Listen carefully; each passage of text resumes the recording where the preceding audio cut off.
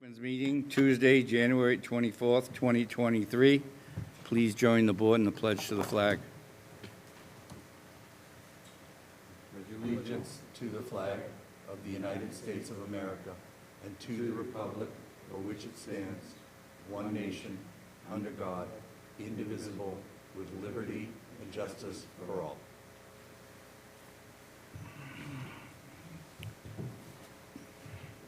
Mr. Helm? In accordance with State Law 2475 and pursuant to Chapter 20 of the Acts of 2021, this meeting will be conducted via remote means and in person. Members of the public who wish to watch the meeting may do so in the following manner. Tune into PAC TV government cable access channels, Comcast Channel 15, or Verizon Channel 47, and watch the meeting as it is aired live.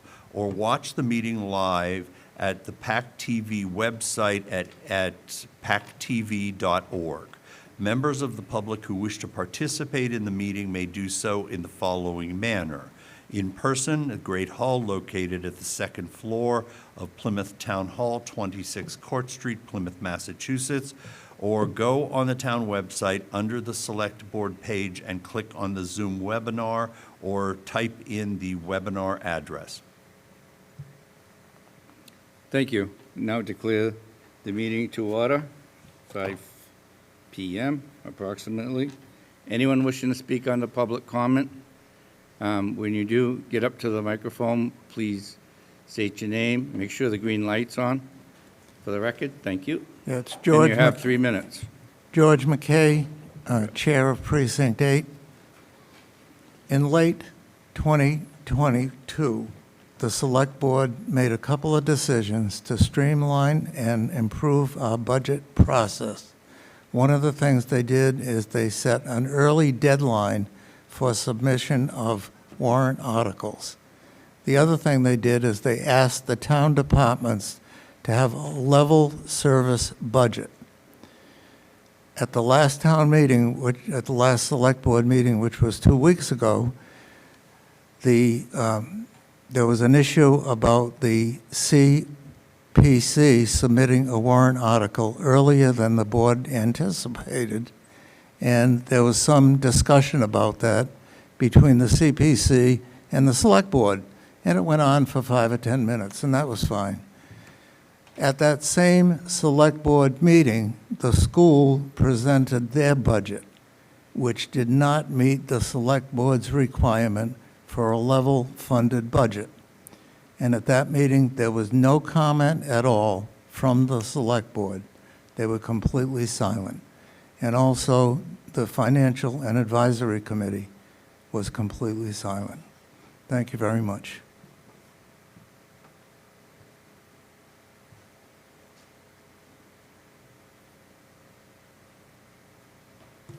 Hi, my name is Katie Barnacle, and I'm here to speak about the Allerton Street Park. And I was wondering if I could take 3 minutes from someone else so I can have 6 minutes to speak. Would that be appropriate? Is that Well, I'm acceptable? just going to watch the clock because we have a 6 o'clock and that's when it's going to stop. Right, but I thought instead of Let's two of us. start with the first. Let's see how many more people Okay. want to speak and what you're going to say. Okay, thank you. Is this new information that you have? Yes, it is, and I did submit a letter. I'm not sure if there were copies for everyone, but Okay. I've been using this playground for over 20 years, 10 with my kids and 10 with my dogs. And I'm in support of the renovation of the park using the ARPA funds, and I'm really thrilled that the town is looking at this park because it was kind of old and tired. But I am really concerned about how this process has happened. And I'm going to start with the capital improvements and the estimate of costs. There is no cost estimate provided in the ARPA funding that was posted on the project web page, and it had an amount of $398,300, and there must be some breakdown of the estimate somewhere, and $400,000 seems like an exorbitant amount for that park. I'm in full support of using the funds, but I wanted to see what that breakdown was, so I request that that be posted on the website. Also, I don't understand how this project came to be such a priority when the town always does a lot of work doing the capital improvement plan for 5 years. And there was no mention of this park for 5 years. I think the only thing was Allerton Street and Seaver Street intersection that is upcoming in fiscal year 2025. And so I'm not sure how a project this large, the funding's so large, can jump to the top of the list. And it was approved in December, and construction started immediately a month later. I've never seen a project go from 0 to 60 so fast. So I don't really understand how that happens. Like, wouldn't this being such a big capital improvement project have to be approved by the Capital Improvement Committee? ARPA funds are not exempt from any local bylaws or state laws. Also, the procurement process, obviously you have designers O'Brien and Sons on board and Nelm Corporation doing the construction, and I couldn't find any current closed or archived bids for anything relative to this. So there has to be a competitive bidding process for the work. I haven't seen it. I would love to have an update of when that's going to go out to bid. It's already planned for May 1st when the playground is going to be reconstructed. So it seems like all this is in the works. In fact, it seems like this is already a shovel-ready project. By the time it got to you in December, it was shovel-ready. I mean, a month later, they're ripping down the playground and putting up the fence. They That put was the 3 minutes. That's- May I have another 3 minutes? yeah. Okay. Thank you very much. I'm not going to go through all this because it's a 10-page letter, but I think that the construction phasing was pretty poor. The fact that the playground was ripped down first, that playground did not need to be ripped down. It was not a health and safety issue. The fence could have been reconstructed without ripping down the fence, and now we have to wait 5 months before the construction starts. We don't know how long that construction is going to be. And I would hate to see the equipment parked in the park for those 5 months. That park needs to be reopened as soon as possible. So as soon as that fence work is done, all that stuff should, the construction equipment should be removed and that park reopened as soon as possible, because passive recreation can be done in there even without the actual playground. I have a lot of concerns about the site design, ADA compliance. Also, the poured-in-place rubber that's proposed has been found to have contaminants, the forever chemicals, the PFOS and PFAS chemicals, and the Toxic Use Reduction Institute at UMass Lowell has a lot of information on this and alternatives for parks to not use this rubber. So I ask that that be removed from the design immediately. There is no design provided, just a rendering of what the actual playground would look like. I would like to see a plan of the entire park and what the plan is. The fence is a big issue, and I'd like to direct the attention to the Sirico Memorial Park, where the same thing happened. The town 10 or 20 years ago renovated and put in a split rail fence, and I was horrified as a mom because kids can just easily bolt right out of that. And within a week or two, a chain link fence had been put inside the split rail fence. So I'm not sure why that isn't being done here. I like the wooden guardrails. I think that's a really important part of this. Also, there's no swings. If there's anything a parent likes to do, occasionally get on a swing, please add swings back. There's no seating, no picnic tables shown on the rendering. Also, there are invasive plants like the honey locust that has lots of thorns that are all along that northern side. Those should be removed so kids don't run into it. Sinkholes, there are major sinkholes there because they probably buried stumps, and as the stumps broke down, you get sinkholes there all the time, and the playground is proposed right where the largest sinkhole has been, so I'm wondering if there are any geotech or ground-penetrating radar studies to show that that's appropriate. I think there are alternative designs where we can have half of the park be fenced in for off-leash dog park. We have over 20,000 dogs in Plymouth, and there's a huge need for places to go with our dogs, and I think this is the perfect place. I think that additional funding ARPA funding should be set aside for dog park construction, whether it's in West Plymouth or in some other place. And I think the town should immediately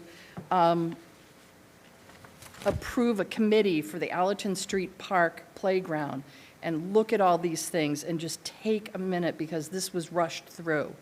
let's take a minute, and there was no public participation, which I really take offense to. So I'm probably at my 6 minutes. You are There's at 10 over pages 6 here. minutes.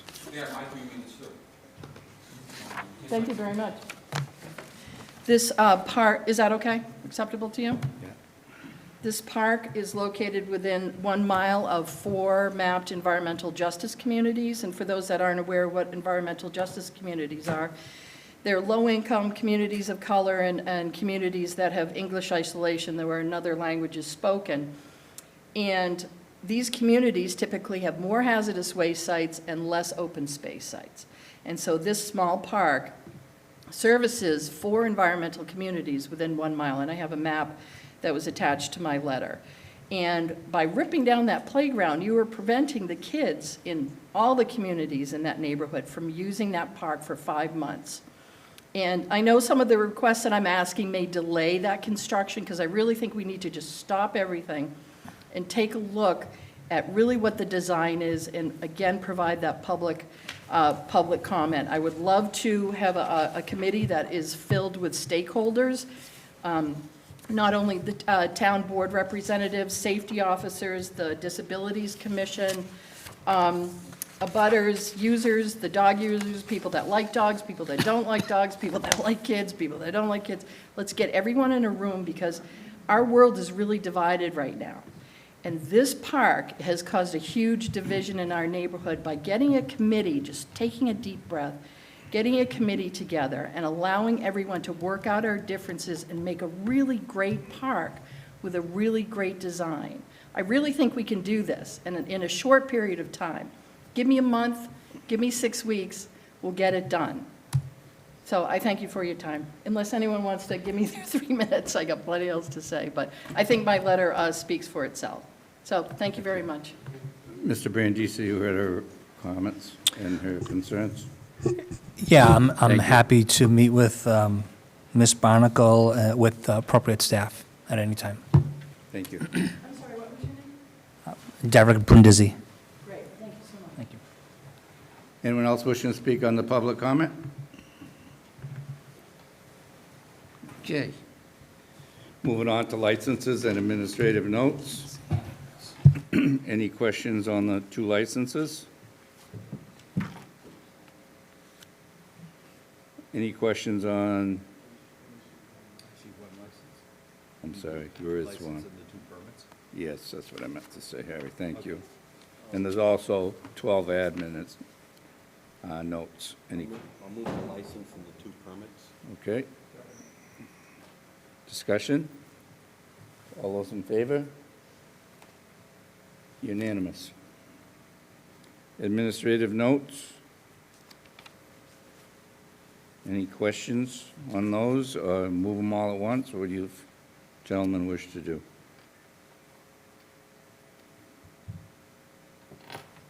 I move to vote on them, move them as a group. Do you have a second? Second by Mr. Blitzer. Discussion? All those in favor? Unanimous again. Thank you.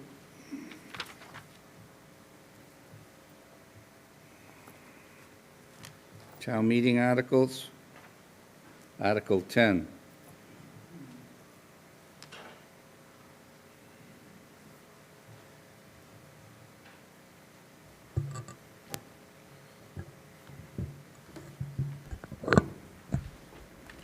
Good evening. Silvio Janao, Director of Human Resources. I'd like to thank you for the opportunity to come before you and discuss Articles 10 and 11. Yeah, both of these articles are related, so if it's okay with the board, I'd like to discuss them simultaneously. Thank you. So, in summary, the typical framework for implementing policy at every level of government actually in our country, including our local level, is having a legislative body create a law or a bylaw with the intent to address a specific item. Usually, that law or bylaw allows for the creation of codes or regulations to carry out its intent in a practical manner. This framework is already used in Plymouth for other instances, One example is Chapter 191 of the bylaws, which expresses the town's intent to protect access to the public water supply in order to protect the public's health and welfare. Section 7 of that bylaw expressly allows for the regulations to be created for the implementation of the bylaw as necessary. Unlike that bylaw, the personnel bylaw does not explicitly allow for the creation of codes or regulations and therefore acts as a de facto personnel regulations for the town.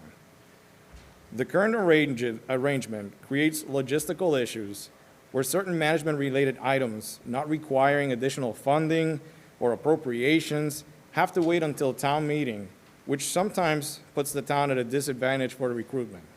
An example of that is when we hire seasonal employees.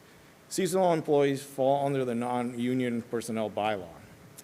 But town meeting not happening until April means that other towns could start recruiting ahead of us, change their rates, be more competitive than us, and basically steal away from the pool available until we can go to town meeting and change those rates in order to be competitive with other towns.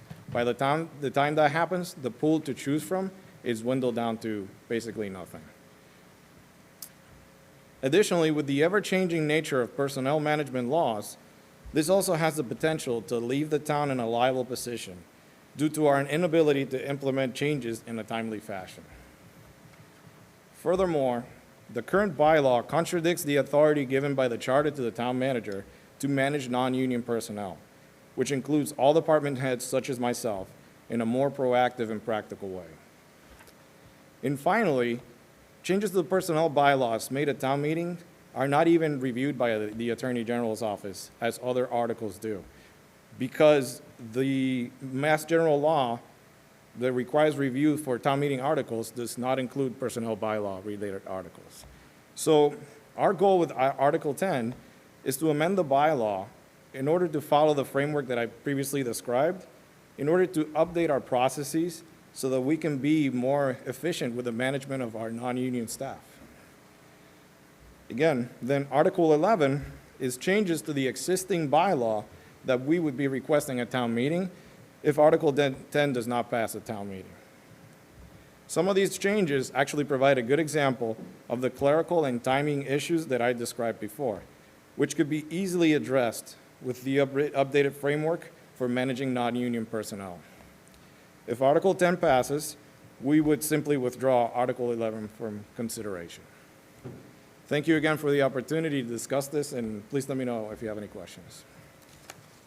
Any questions or comments from the board? Mr. Helm? Well, I kind of have a procedural process question here. We, I believe, vote to recommend or not an article. So we are being asked to recommend an article and then also recommend an article if it doesn't pass. I'm not sure in my 10 years I've ever encountered anything like this. So I'm confused about the process. I don't know what to really vote on here, to tell you the truth. If I could, so the approach with these two articles is a belt and suspenders approach, where if Article 10 were to pass, as Sylvia pointed out, we wouldn't need Article 11. Article 10 gets at the issue of the town meeting members having the authority to approve or disapprove any changes to the personnel bylaw. Under Article 10, what we're proposing is that that authority gets moved to the town manager's office to approve or disapprove changes to the personnel, would then become personnel rules and regulations. So we would have this very small framework of what the personnel bylaw requires of the personnel rules and regulations. And so what's being proposed is that if that doesn't pass, if for some reason town meeting doesn't support Article 10, there is still work that has to get done. And so Article 11, then we would present that to try to accomplish some of the necessary goals that we need to make amendments to the personnel bylaw. So I would request that you explain Article 11.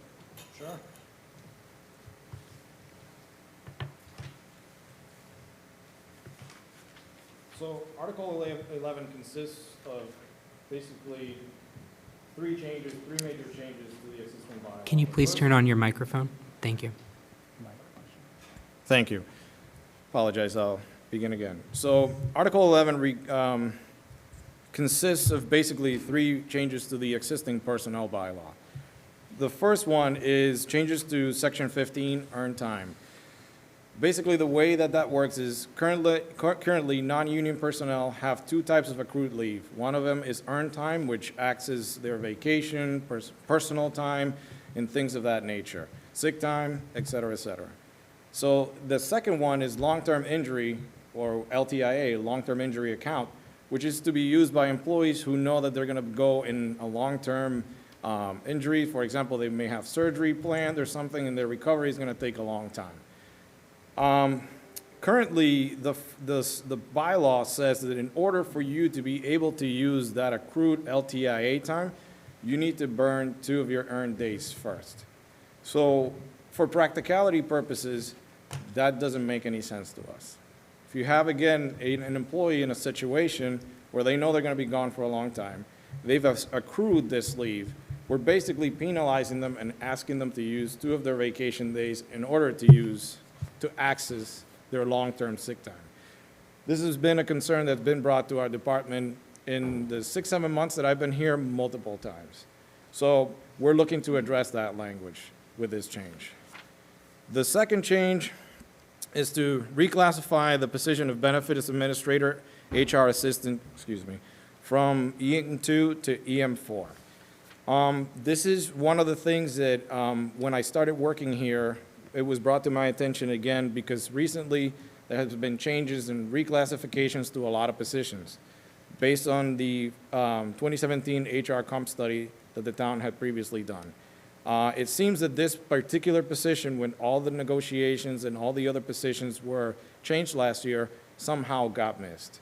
So what we're asking for is to rectify this situation and bring that position to parity based on the study that the town had previously done. And last but not least is the seasonal staff salary table changes. So we have 2 groups here. We have the Public Works Department seasonal laborers for the Park and Forestry Division. We received a memo from the department basically stating the market that they see out there requires us to hopefully begin paying these staff at a higher level. So they're requesting really only a $2 an hour increase for us to be competitive with other towns. And then the finance department, which is the seasonal office staff for the treasurer collector's office, that has a little bit of history. So as you can see, those in the memo, I don't know if actually you were provided the memo, but in my memo that I provided with the article, basically it talks about that those rates for the treasurer collector's office seasonal staff has not been changed since 2015. The reason for that is because the treasurer collector's office typically uses that staff to sell stickers. Beach stickers, which hasn't happened since 2015 out of that office. That function is going to be brought back to the treasurer collector's office. So therefore, again, to remain competitive and to hopefully bring people in that are going to be helping folks in the summertime and as you probably well know, it's a big, long line, a lot of people, a lot of demand. Definitely a job that requires a certain type of people with, the demeanor to deal with a lot of members from the public. Hopefully these rate changes allow us to then bring those types of folks in. Those are the only changes that we have right now. In the event that, again, Article 10 doesn't pass, we would try to do that under our Article 11. If I could, Mr. Chairman, this is the point that Sylvia just outlined, that each and every town meeting, we have to go to town meeting and try to articulate the very fluid discipline of personnel changes at the state level and some of them that need to be made at the local level to try to describe classifications of certain positions honestly I think can be complicated for town meeting members, and quite frankly, it really is not a legislative decision, which is why the AG's office doesn't even review the personnel bylaw changes. So that gets back to the purpose of Article 10. Article 10 allows the town hall to be more flexible and responsive to the changing process of various laws and other classifications and compensation studies that have to be made. So, I'm still a bit of quandary over this, just FYI. Is Article 11 an article that has precedent? Have you done this? Has this been done before? Yeah, Individual, going to town meeting per the bylaw and asking for changes. this is actually the normal process right now. So Article 11 is the normal process. Correct. Article 10 is you saying we would like to change the normal process. So all of these things that you're suggesting in Article 11 would be things, if Article 10 is passed, you can do without town meeting's approval. Correct. That's right. In certain events. Again, town meeting will always serve as a checks and balance to this process. For example, let's use the example of the seasonal staff. If the departments right now have it in their budget to absorb this increase in rates, they would be able to right now put an ad and say, we are hiring people for the treasurer collector's office or the DPW at this rate. But if they don't, they would still have to go through the process of going to town meeting and obtaining that funding to do so.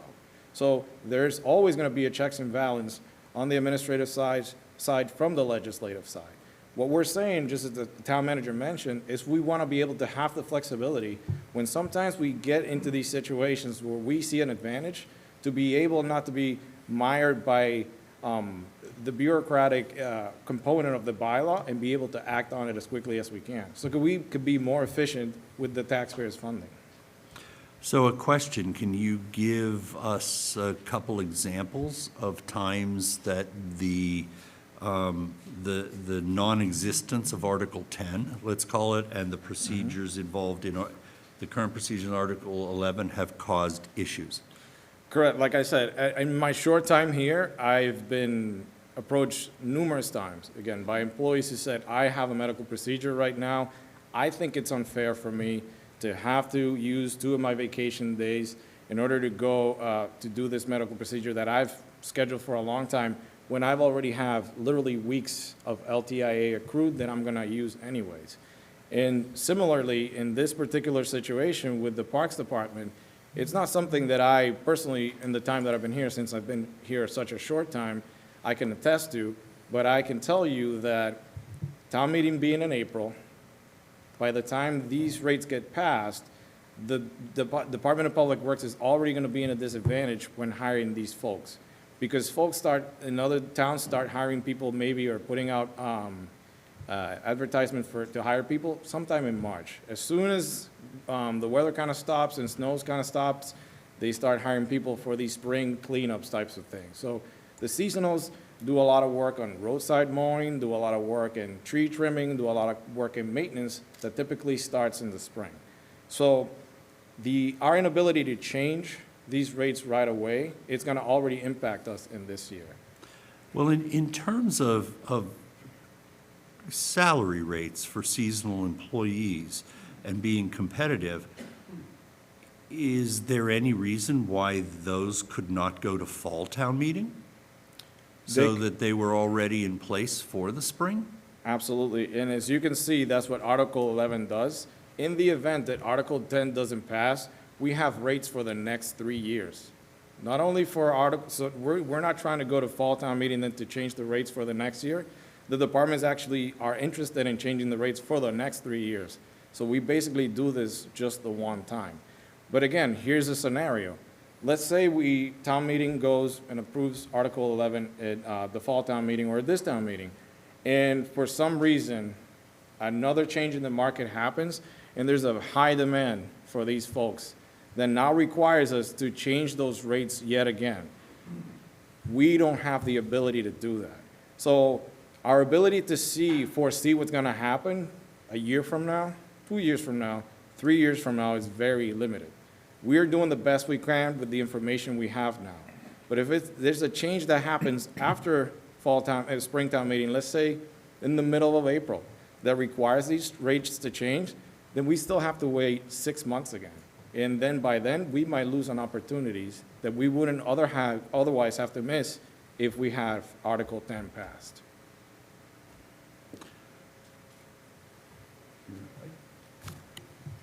It's very clear to me, just quickens up this process. And basically, if the money's there in the budget, you can spend it. If it's not there, we have to go to town meeting. So it gives you the ability to, pull a trigger right away. So I'm completely in favor of this, and I hope town meeting recommends it, this article. So thank you. Thank you. And if I could add, this is, I would say, one of the most important articles at the annual town meeting coming up. Again, it gives us flexibility in using examples as a reorganization of certain departments that would require us to create positions under the current financial construct. We would have to wait 6 months to implement, at minimum 6 months to implement that reorganization, because we would have to go to town meeting and get town meeting's approval to create certain positions within the classification plan. So again, this allows us to be more efficient. The goal of the Charter Commission was to create a more efficient form of government, and this is just an addendum to that to try to help us do our jobs better. Thank you. Any more questions, comments? Mr. Helm? I'm still confused about how taking away the, like, the pay and those sorts of things from town meeting, okay, and under 10, how town meeting still has oversight over what we're paying. Because I know with unions, they have to ratify or agree to the contract, and they are the body that approves spending. So, I'm just not getting the connection with how where the checks and balances. So that's a great compare and contrast. So the town meeting doesn't approve collective bargaining agreements. Okay. They approve the appropriation that is found within that CBA. The contrast to that is the personnel bylaw, which represents our non-union members. Town meeting approves the changes found within, so the benefits found within, the classifications found within. So there's the difference, that town meeting has authority over the personnel bylaw, but not over the CBA. They have authority in both respects for the appropriation of both of those. Does that make sense? Yes. Okay. Yes, it does.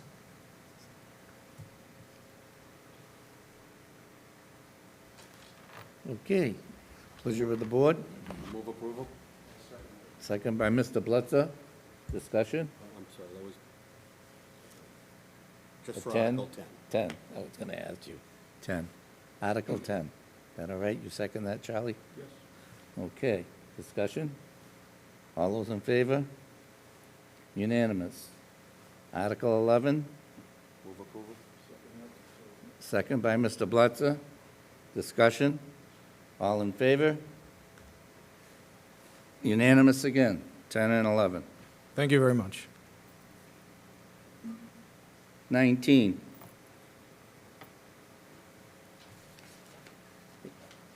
18. Do you want 18 first or 19 first? Again, thank you for letting me be here. If you don't know me, I'm Kelly McCall, the town clerk, as of 2 weeks ago for the last 6 months, and I just would like to thank the board and the town administration for welcoming me for the last 6 months as your town clerk. It's been a busy 6 months. So that being said, with the town meeting coming up, I took, one of the questions that came up was planning for the local election that we're having in May, and reading the proposed charter, and it's stating that the election was going to, the charter states the election is the third Saturday of May. And I was looking at the bylaws, and the bylaw says it's the second Saturday in May. So I immediately recognized that there was a conflict. Upon looking at that section that dealt with voting in the bylaws, I noticed that secret ballots could be used. The charter states no secret ballots could be used. And the last thing is there was the number of town meeting members, that the last time it was updated was 1987, so I looked to increase that to represent our 9 precincts, 3 precincts only. So Article 19 will take out secret ballots being allowed, third Saturday in May for the town election, in increasing the number of town meeting members, representative of the number of precincts that we currently have in the town of Plymouth. This is just a minor, I shouldn't say minor, this is to change the bylaw to be reflective of current circumstances in the town of Plymouth. Any questions? The town clerk? Seeing none, do I have a motion? Motion by Mr. Blitzer, Second. second by Mr. Helm. Discussion? All those in favor? Unanimous. Thank you. Article 18, again, reviewing the general bylaws. There's a lot that has to do with dog licensing. A little bit of a public announcement. We're in the midst of doing dog licensing registrations right now, so if you haven't done that, please get that to us as soon as possible. And one of the things that I've noticed in the bylaw, that it said that there was a fee that was recently amended, or within the last 5 years, to $15 per dog. But nowhere was there any type of late charge indicated that if the dog owner did not register the dog by a certain date, a late charge would be applied. There is a fee that says any unlicensed dog would have a $75 fee. The way I interpret that bylaw is more if animal control picks up a dog and it's unlicensed, they charge the $75 fee. I know past practice in the town clerk's office is then in the fall, they've looked to see any unlicensed dogs, and they go out and they send the dog owners a, quote, bill and send it to the court and get the $75 that way. I'm still proposing to do that in the fall. However, I would like dog owners to register their dogs by March 31st to avoid a $15 late charge. And by doing that, we get the majority of the dogs registered, so we have their rabies up to date for public health situations. So I'm looking to amend that general bylaw to add the late charge of $15 after March 31st. Any questions? Comments? Mr. Helm? Question about that $75 fee. I knew that was coming up. Well, you mentioned it. If you interpret that as being something that the dog office, that the animal control officers, assess, why is the clerk's office assessing it across the board to those who have not, in their opinion, re-upped for a license? Why is the clerk's department doing something? So that's past practice. I will state that. And my understanding is the bylaw says, there's a line in the bylaw that clearly states the penalty for an unlicensed dog is $75. That statement falls under where they talk about enforcement by animal control. So that's how I interpret the bylaw to be under the animal control, that if they pick up a dog and the dog is unlicensed, in order for the dog owner to get their dog back, they have to pay the $75 fee. In the past, I believe the town clerk's office in the past took that, if dogs were not registered by the fall, they applied that fee. I'm looking to continue to do that as much as possible, but at the same time require dog owners to register their dog by March 15th to avoid the late charge. Then why are you not also in Article 18 including the inclusion of a more clear $75 fee? If it's under a bylaw talking about a department that is not part of the clerk's department, it is a matter of possibly incorrect interpretation. Why didn't you add it to this if you're going to do it anyway? That's a great question, and my answer is, I've seen a lot of situations with the current general with the current general bylaw in regards to dog licensing, and my plan was to walk it for the next year and propose a new general bylaw in the fall. This was just to get the fee, so as of next April, I could start charging the fee. There's a lot to the dog bylaw that needs to be updated, and I just started with the fee to begin with. Kelly, your office is the collection arm for the dog officer. The dog officers Correct. don't collect. Correct. Also, when you take, because I've seen it 1,000 times, when you take people to court, and I used to see Larry in there all, on a regular basis, and they'd call out about 20 dog cases, unlicensed dogs. What does the court charge a fee to the town of Plymouth for that? I have to be honest, I'm unsure because I haven't gone through the process. But there is a fee, and what? I would imagine there There's a filing is. fee, I believe. I would imagine there And is. then what happens if they dismiss it and they don't collect any money? The town is out that money, I believe. Correct. And just to be clear to the public, this isn't having a dog myself it's been late and I've come down and paid it, but it's not a money grab. It's basically to make sure it's safety for the public, to make sure that that your dogs have rabies shots. And it's really a safety issue for the public, not a money grab, so. And it's also, if your dog gets lost and it's found by animal control or police, they can look at the tag and know who Exactly. it belongs to. Thank you. Any other questions from the board? Comments? Mr. Helm? Well, I guess this is, well, phrase it as a question. In your interpretation, when you assess on or after April 1st, the $15, okay, and you don't change the other bylaw about a $75 fee, can you charge both fees? No, because we will only charge the $15 if they come in on April, for example, on April 15th. They're 2 weeks beyond the deadline, so they get charged $30 per dog. In the fall, we will see that that dog is registered, so we wouldn't apply the $75 fee because the dog is licensed. So you're not compounding Correct. the fees? Okay. So, okay, I'm just a little, okay, you just added something that I'm a little bit confused about. Okay.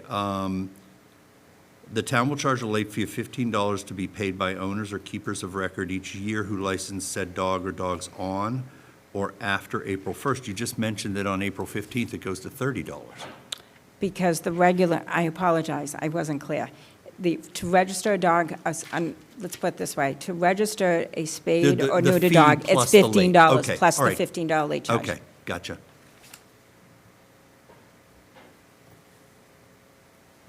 Pleasure of the board?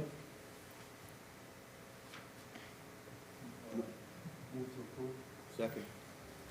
Moved by Mr. Blitzer, second by Mr. Mahoney. Discussion? All in favor? Thank you. Unanimous. Thank you. Reviewing the town fee schedules. No, we have Article 7. I'm sorry. Thought that was a part of it. Mr. Flynn, I'm sorry.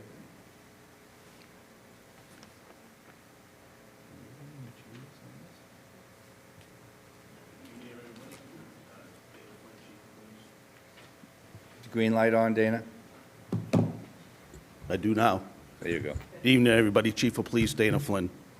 Article 17 is a request from my department to increase the fees associated with police responses to false alarms, false or accidental burglar alarms.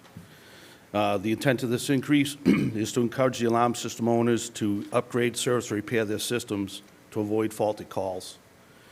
The current bylaw allows for 3 police responses before we're allowed to charge a $25 fine. A fifth response allows for us to issue a $50 fine, and the sixth and subsequent responses are $75. I requested an increase to keep the first three responses free, increase the fourth response to $50, the fifth response to $125, and six responses and beyond $200 for each occurrence. For example, from 2020 through 2022, we responded to 5,645 burglar alarms, which required 829 man-hours just at the call themselves. It doesn't include response times. Out of those 5,645 calls, alarm calls, 5,551 were deemed to be false. So what we're trying to do is reduce the amount of time officers are spending on these types of calls so we can, tend to other things in the community. And again, just to hope that the alarm owners do upgrade their systems. I would just add, we have one local business in this town, this year alone, is 29 times we responded to false alarms. So it takes a lot of valuable time, manpower. Mr. Walter? Chief, I got two questions. First of all, if it's a legit call or alarm, it doesn't count No. for the free, okay? I figured No, that. we keep track of And the the second false thing, and that legit. business, you don't have to mention the business, but what were for 29, what were the, Well, we have some businesses, especially this time of year, they'll kill the heat in the buildings, and you can almost time them in the morning, about 5 o'clock, the heat kicks on, and whatever signage they have starts Motion. waving a motion around, sets off motion detectors. We have another business in town that we've all been to. You might have birds dive bombing you when you're in the building. Right. So I think you know what business that is. It's not too far from the station. But that's the biggest response right there. so, and so these are easy correctable problems and. Right. Okay. I would think so. I'm not looking, if it comes to an extreme extent, I could petition to have the alarm system removed or deem we're not going to respond anymore, but I don't want to get to that. No. We're there to provide a service, Right. but we're asking Right. for the help. Yeah, so, okay, thank you. Any other questions from the board?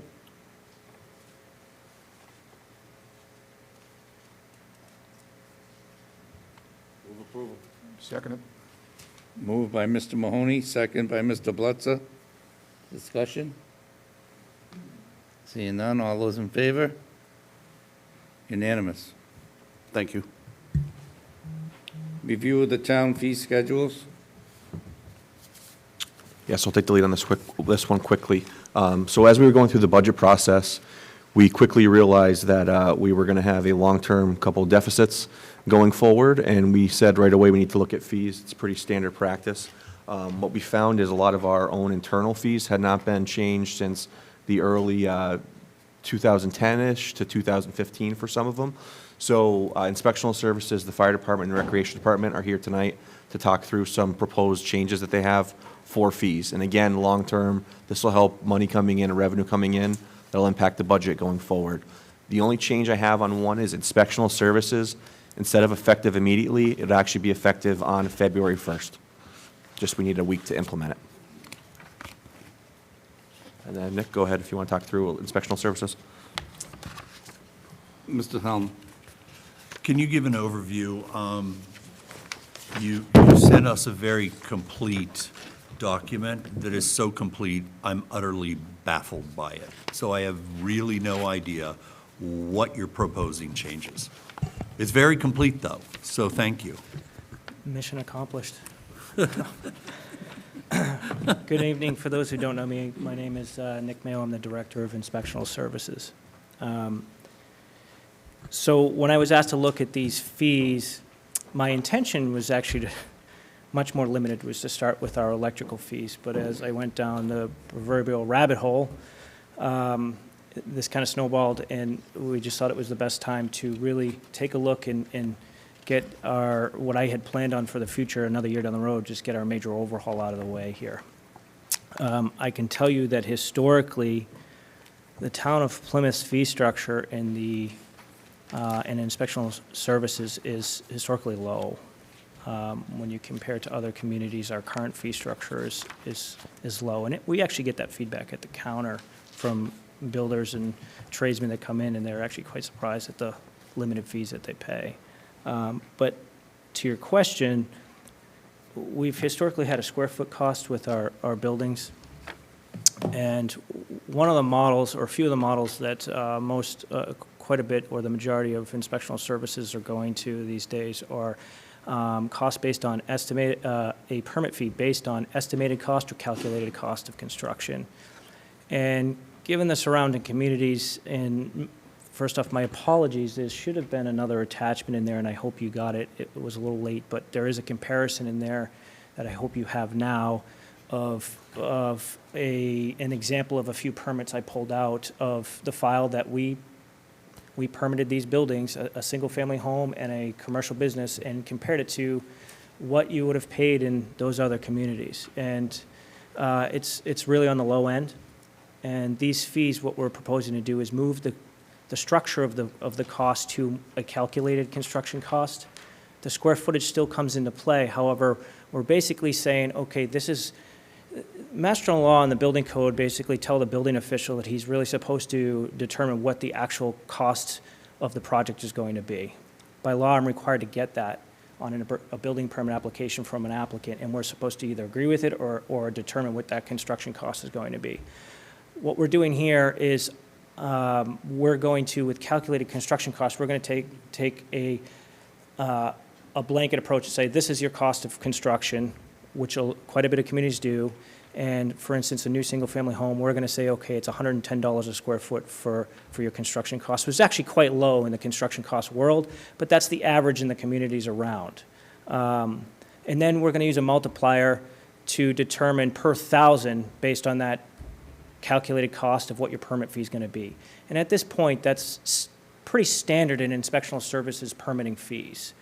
It's back and forth between estimated or calculated construction costs. And that's the model we're looking to move to. Partly, too, it helps us a little bit with our new permitting system.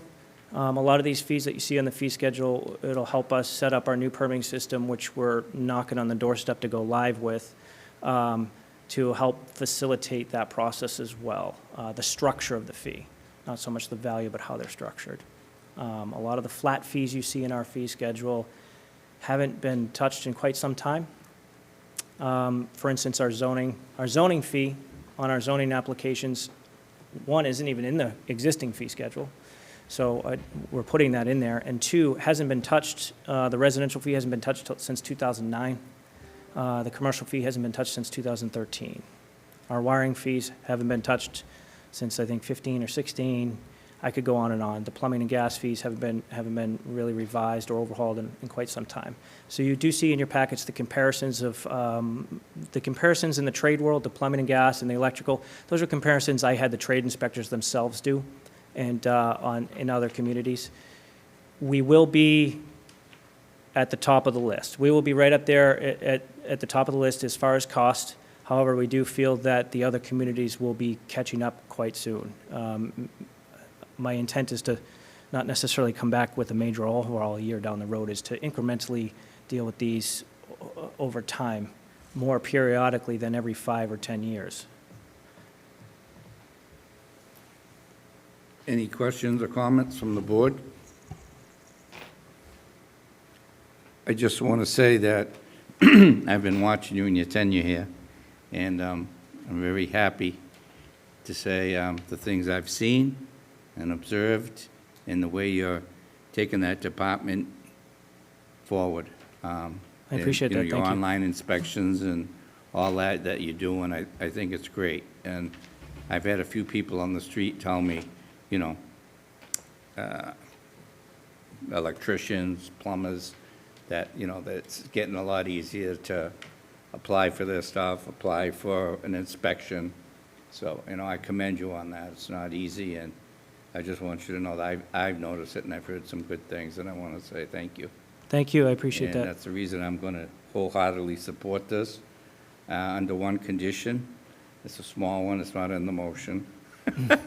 That you look at these fees on a yearly basis, maybe the tops too, because I think we all know, we sit here, I heard 2009, I heard, which is nice, but to keep up with the times and keep up with the pays and the maintenance and so forth of your department in this building, I'd hope you'd look at them on a yearly basis, if that's what it takes.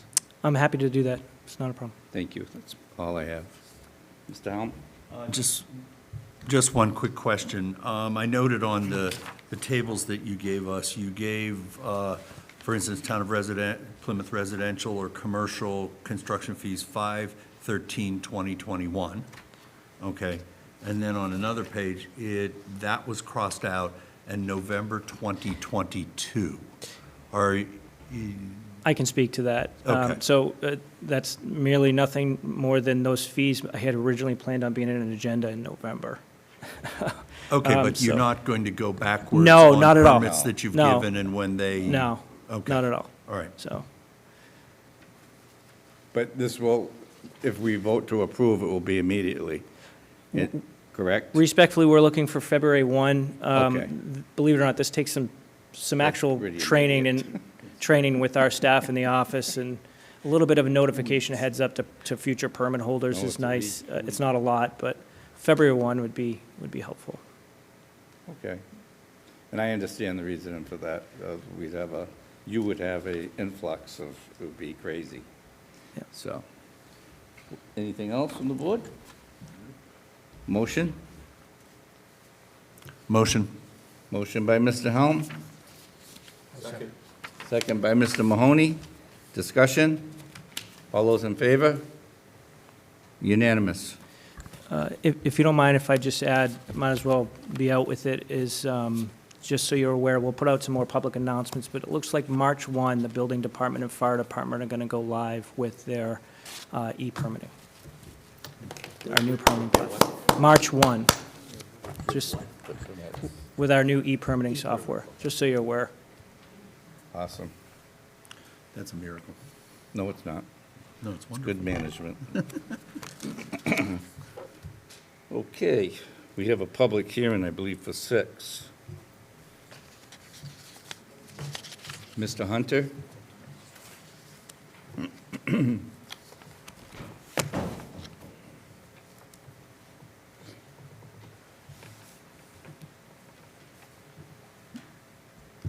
Good evening, Chad Hunter, Plymouth Harbor Master. You have an aquaculture license site transfer in place for tonight. Frank and Joanne Costa, who are here, have had this site for, I would say, at least 12, maybe 13 years. And they're looking to transfer to Mr. Nathan Palmer, who I believe is here as well. Did provide a memo supporting the transfer that you guys should have in your packet, but here for any questions, and if you have any questions for the applicants, they're here. Thank you. Any questions from the board members or comments for either party? Mr. Mahoney? Chad, so this is pretty standard, what we've done in the past. Okay, we're following the same Correct. protocol we've done in the past ever since we implemented these. Correct. So any license holder that we have does have the right to request a transfer from the board. So we've probably processed, I would say, at least 5 or 6 of these over the last few years. And I know the initial transfer, the question came up about the waiting list that also exists. But those that are on the waiting list are for newly established areas or sites that are brought back to the town, turned back to the town to be reissued. So transfers are allowed. They don't have to go to the next person on the list. And it's really at the existing license holders' wishes. Thank you. Mr. Bledsoe? Mr. Palmer, could you come up? Thanks.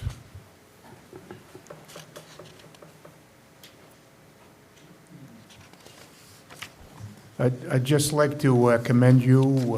It's good to see our youth carrying on. Mr. Costa, I'm sure he's worked hard on those bids, I and appreciate it.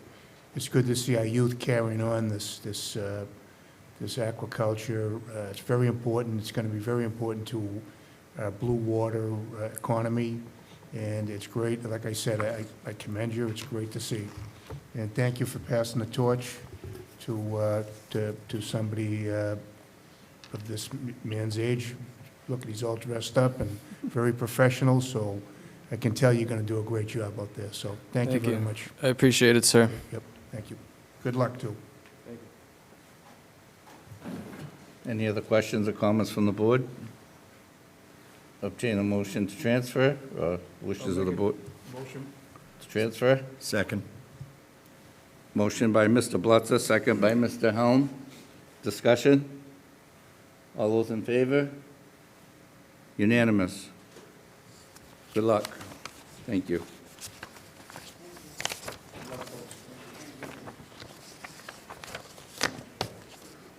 All right. Now, we're going to go back to, I believe, the town fee schedules and pick up on the fire department.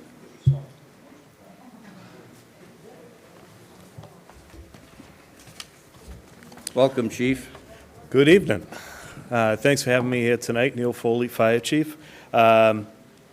So, back when Nick was putting together his proposal, it became apparent that it was a good time for all the departments to take a look at their fee schedules and under the direction of the town manager.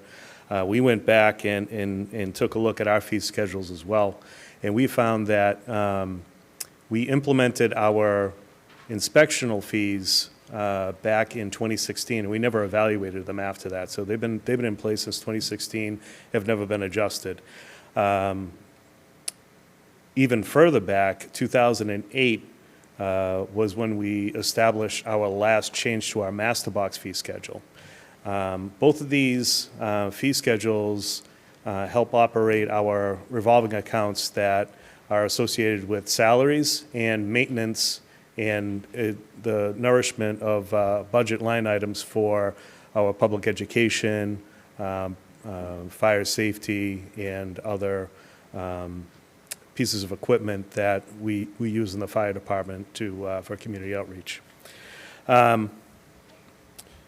Chapter 148 is very specific on how much we can charge for our permit fees, but we're able to establish our own inspection fees based on the needs and what it costs. Typically, just like the inspectional director, Nick Mayo, alluded to, we take a look at the project as a whole and try to develop a fee schedule that is commensurate with the work that's going to go into it. Some of the fee schedules which we're not going to be adjusting is the square footage. We charge a square footage for plan reviews, mostly for commercial properties, and a flat rate for just about everything else. The only change that is going to be really, new for the residential side that'll be based on the size is going to be the energy storage system. So photovoltaic battery storage systems. Years ago, the maximum that we were seeing were under 20 kilowatt hours. And since then, the technology has increased exponentially, and some of these residential homes have 20 to 80 kilowatt hour systems in there. And we're also seeing a lot of commercial systems that can potentially be in the size of 600 kilowatt hours. So we're going to implement a fee schedule that is going to be measurable to the size of the system itself. So it's going to be charged by the kilowatt hour, $5 a kilowatt hour. So your typical residential home, say 20 kilowatt hours is going to roughly be about $150. And there's a lot that goes into these inspections. Since they're greater than what we were seeing before, there's a lot of protections that go into it. Right now, our captain in fire prevention that goes out and specializes in these inspections is finding that they're not being built to the national specifications or installed in the national specifications. So he's doing excellent work out there to make sure that these are being installed correctly and safely. It makes you wonder, prior to us getting so involved with it, what is potentially out there in the community. So that's going to be one major piece of this fee schedule increase, and the other is going to be on our master boxes. So those are the direct links right to the fire department. So when an alarm goes off at a business or a commercial property, we get notified directly. There's a benefit to the business owner. They get a tax break that is beyond just the alarm system tax, not tax break, I'm sorry, the insurance break, that is beyond what they receive for having their typical alarm system. This is an addition to that, so they can get additional savings as well. But they, again, haven't been adjusted since 2008, and we're $100 for radio master boxes, which is a new technology, and $300 for the typical telegraph that we've seen historically throughout the town. And those are going to be increased from the $100 to $300 to $200 and $475. And that's really reflective of the increased cost that it takes to maintain these systems, and also the salary of the individual that runs that division for the fire department. The other changes that were implemented were, again, the inspectional fees, and it's really, for the most part, just a $25 change to account for that time that it takes for the inspector to go out and conduct these visual inspections for the permits that have been pulled. And I did include some of that information in that packet. Right. Any questions for Chief Foley? Mr. Helm? Minor, but I'm interested, particularly being a resident of Manomet Point. I noticed that you, unlike everything else except for a reinspection fee, you're proposing that ceremonial bonfire permitting drops from 150 to 125. Why are you dropping it? What has changed? I don't believe that it was ever being charged correctly before. So historically, I think we were taking in 125, is what I was being told. So we're just making that the standard, and we wanted it to be equal to what we were doing for any other bonfire. It just made sense to standardize. Okay, thank you. Any other questions or comments? Seeing none, the only thing I'll add, Chief, is that we try to keep an eye on it, even if it's every couple of years versus 5 and a major swing. It's just easier, I think, for everybody. Okay, we'll wait in the motion of the board. Make the motion. Second. Motion by Mr. Blutta, second by Mr. Helm. Discussion? All those in favor? Unanimous. Thank you. Thank you. Recreation, and those will be in effect March 1st. That's correct. Recreation Department?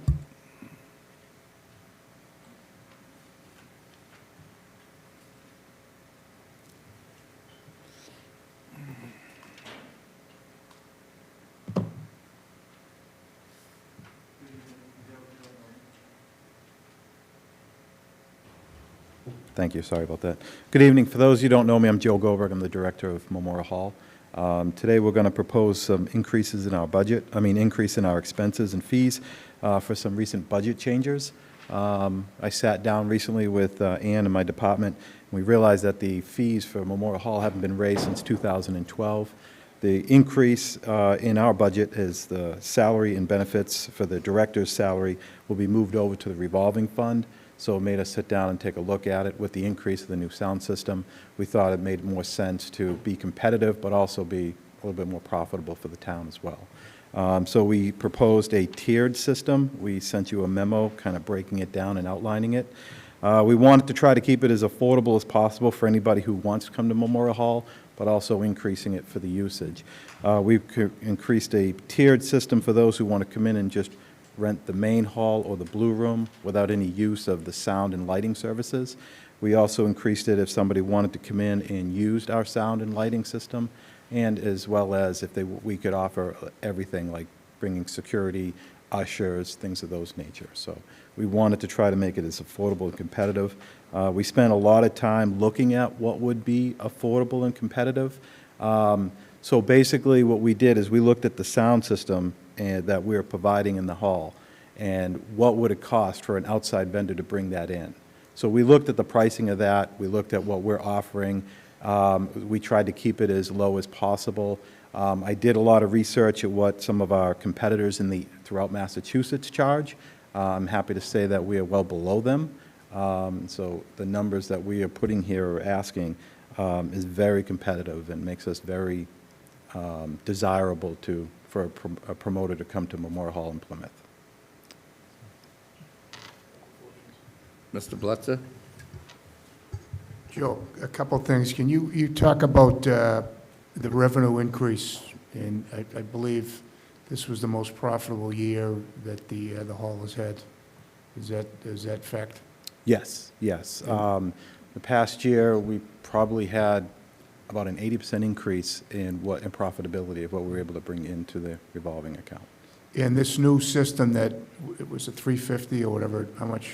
Yeah, it was around I believe all in, we're around $330,000, $340,000. And it seems like a lot of money, but not when you look in, you told me that isn't there a group that's looking at booking 50 shows because of that system? Yeah, last year, we had just around 80 event rentals, and that's not days, that's just event rentals. So someone could come in and they could book the hall for 3 days. So we were probably well over 100 rental days last year. This year, we're looking at increasing that, and we're working with a local promoter who's, if everything works out well and they're happy with the sound system once it's in, that they could increase us to an additional 30 to 50 additional events a year on top of what we have. And without disclosing, because these are pretty good, these are pretty well-known acts Yes. that would be coming because of that system that you wouldn't have gotten without that system, so. Yeah, absolutely. The promoter that I met with probably 4 times at the hall said he had considered Memorial Hall in the past, but to bring in the sound system that the town is going to be putting in there just didn't make it feasible for them. The other piece to make known is that we have entertainers are rated A, B, and C level. The fact that we have the sound system we can offer these prices allows our promoters to bring up from a C to possibly some of the B level, which is a greater name, more well-known names. Right. One of the things to consider with that is, every time we have an event at the hall, the restaurants in our areas flourish. I mean, they're packed. I mean, you come down an hour before a show, try to get into any of the restaurants, even within a 5-minute driving distance. It's people who come to and there's people outside of Plymouth who are coming in. Between the Spire Center is great for the downtown Absolutely. businesses as well. Memorial Hall is a much bigger venue, so it's great. So I think the fee increases are definitely warranted. These promoters are getting a great value with that hall, and so is in the town, and not just the town, but all of South Shore, using this venue. So anyway, thank you. I'm in support of this. Mr. Mahoney? Joe, so you had mentioned that last year was a record revenue year, calendar year 22, I guess? Yes, yes. So you pushed 340,000? Is that the number I heard? No, that was how much for the sound system. Oh, sorry. Yeah, not what we made, no. That would be a very good year. So the record year that you were referring to last year, what were the peak years prior to the pandemic? I guess I want to know is, those good years, quote unquote, prior to the pandemic, how much above them are you? Was 22? We're, from our peak year before the pandemic, we're to 2022, we're about 80% higher. So 80%? Yes, compared to what we were to where we've got to. Thank you. Mr. Chairman, one last, so people know, that hall has not always been profitable. Yeah, it was tough during the years. I can only speak for the times that I was there. I managed the hall as a private contractor from 2008, 2012. Those years were tough. It was tough to turn profit. So, anyway, I just want people to understand that, so it's... Actually, I just kind of tout on the hall a little bit, some pride. I was speaking to the general manager of the Cabot out in Massachusetts, and so we were talking about rates and being competitive, and we're kind of outside of each other's market, so we can be a little bit more open to each other than most. And he opened up the conversation as it's a pleasure to be speaking with people at Memorial Hall because it has such a pristine and great reputation. So it's Right. contributing to the town. You guys are doing a great job supporting the hall, so Well, thank you. it's the home of the Philharmonic, too, and that says something right there. Philharmonic's very important for our community. Yes. And it's great having them there. So, anyway, thank you. Thanks for what you do. Thank you. Waiting the motion? I'll make a motion. Second. Motion by Mr. Blutzer, second by Mr. Mahoney. Discussion? All those in favor? Unanimous. Thank you. Thank you, Mr. Goldberg. Through the chair, if I could add one more thing on quickly? Mr. Sure. Quintel. So I just want to add on to this that will be at least one more coming in front of you. We were reviewing the alcohol licenses. And as you mentioned, Mr. Quintel, a lot of this is when you don't touch things for 5 or 10 years, everyone has sticker shock, which people may be seeing. I view this as like my Comcast bill. I signed up for Comcast 2 years ago, and through incremental fees, I'm up to $130 a month when I started at 100. But when we haven't touched these in so long, we're raising them, let's say 50%. We're saying, why is it so large? It's because we don't review them on an annual or every other year basis. So just to your point that we plan on doing that moving forward. Okay, thank you. And those will take effect on July 1st, correct? Okay. And then we have Massachusetts Department of Environmental Protection, draft regulations, Title V, and watershed permitting presentation. Welcome, Mrs. Keene.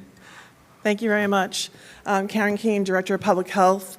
Here today to talk to the board and to the audience and our residents about some proposed draft regulations for 310 CMR, which is Code of Massachusetts Regulations, for Title V for the State Environmental Code. So what that means is we're talking about septic systems. So what is a septic system? Here's a little drawing, a little diagram of what a septic system is. It consists of a septic tank, a distribution box, and a drain field. In Plymouth, we refer to that as a soil absorption system, or an SAS. The tank digests organic matter, it separates the matter, solids from the water, discharges them from the tank into a series of perforated pipes buried in a leaching field.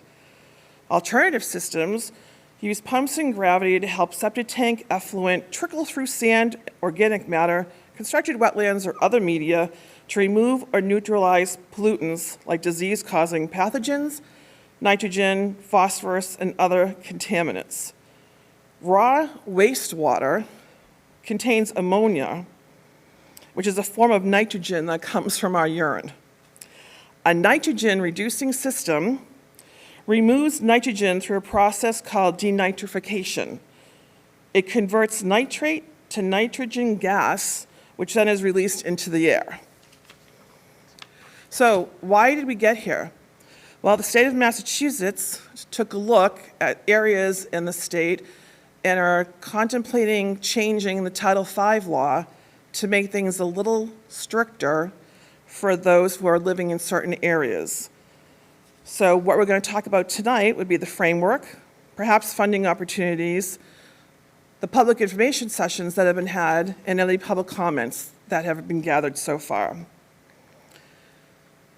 Many estuaries, which is a body of water, do not meet the Massachusetts water quality standards. It results in what's called an impaired listing and requires development of a total maximum daily load, or what's referred to as TMDL. This is an environmental problem and an economic problem because it causes a decline in fishing, shell fishing, recreational opportunities, tourism, real estate values, and business. Unaddressed, this problem will only become worse. So why is DEP, which is the Department of Environmental Protection for the state of Massachusetts, proposing changes to Title V regulations? Well, there's a long history. In 2001, they started assessing nitrogen impacts. It was the start of the Mass Estuaries Project from the Massachusetts Environmental Protection Agency.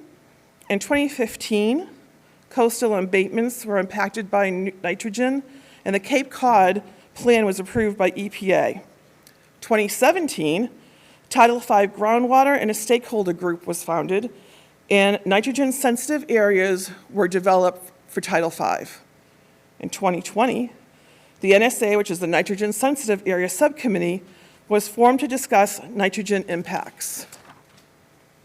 The stakeholder group met on September, in February, and in June of 2022 to discuss potential changes to the nitrogen sensitive area NSA provisions of Title V.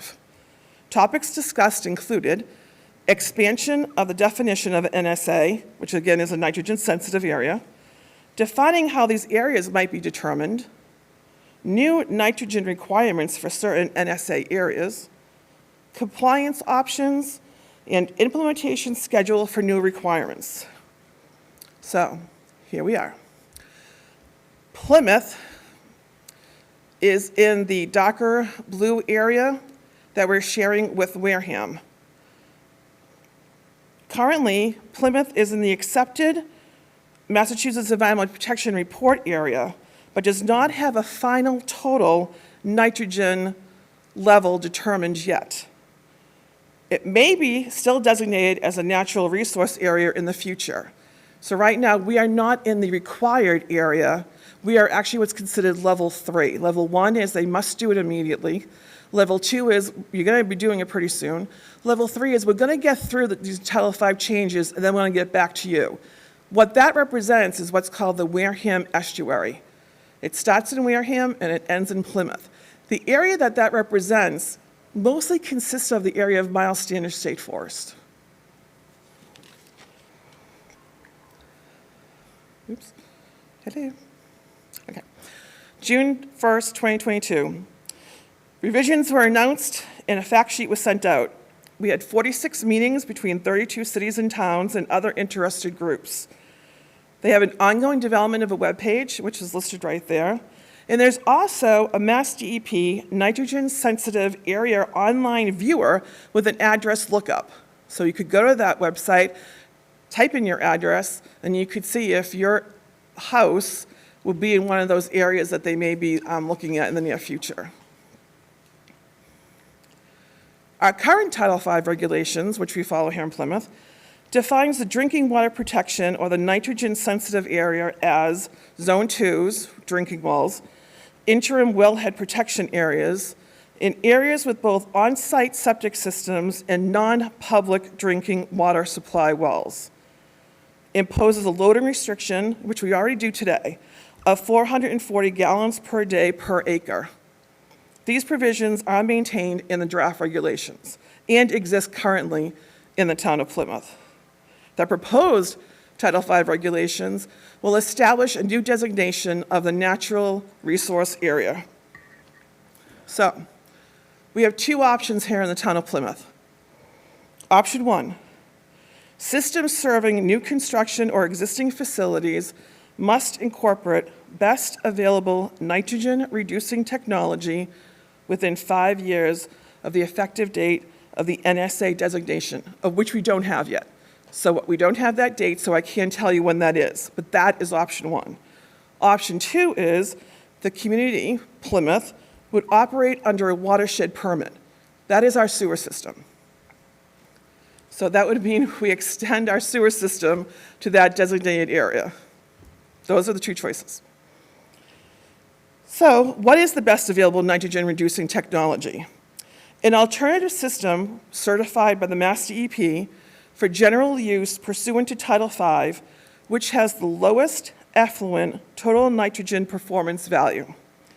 An alternative system will be granted provisional or pilot approval by Mass DEP and may also be utilized as long as such system has a total nitrogen performance level less than or equal to the lowest alternative system certified for general use by Mass DEP. So you can see Mass DEP has many decisions to make that we will still be impacted by in the future.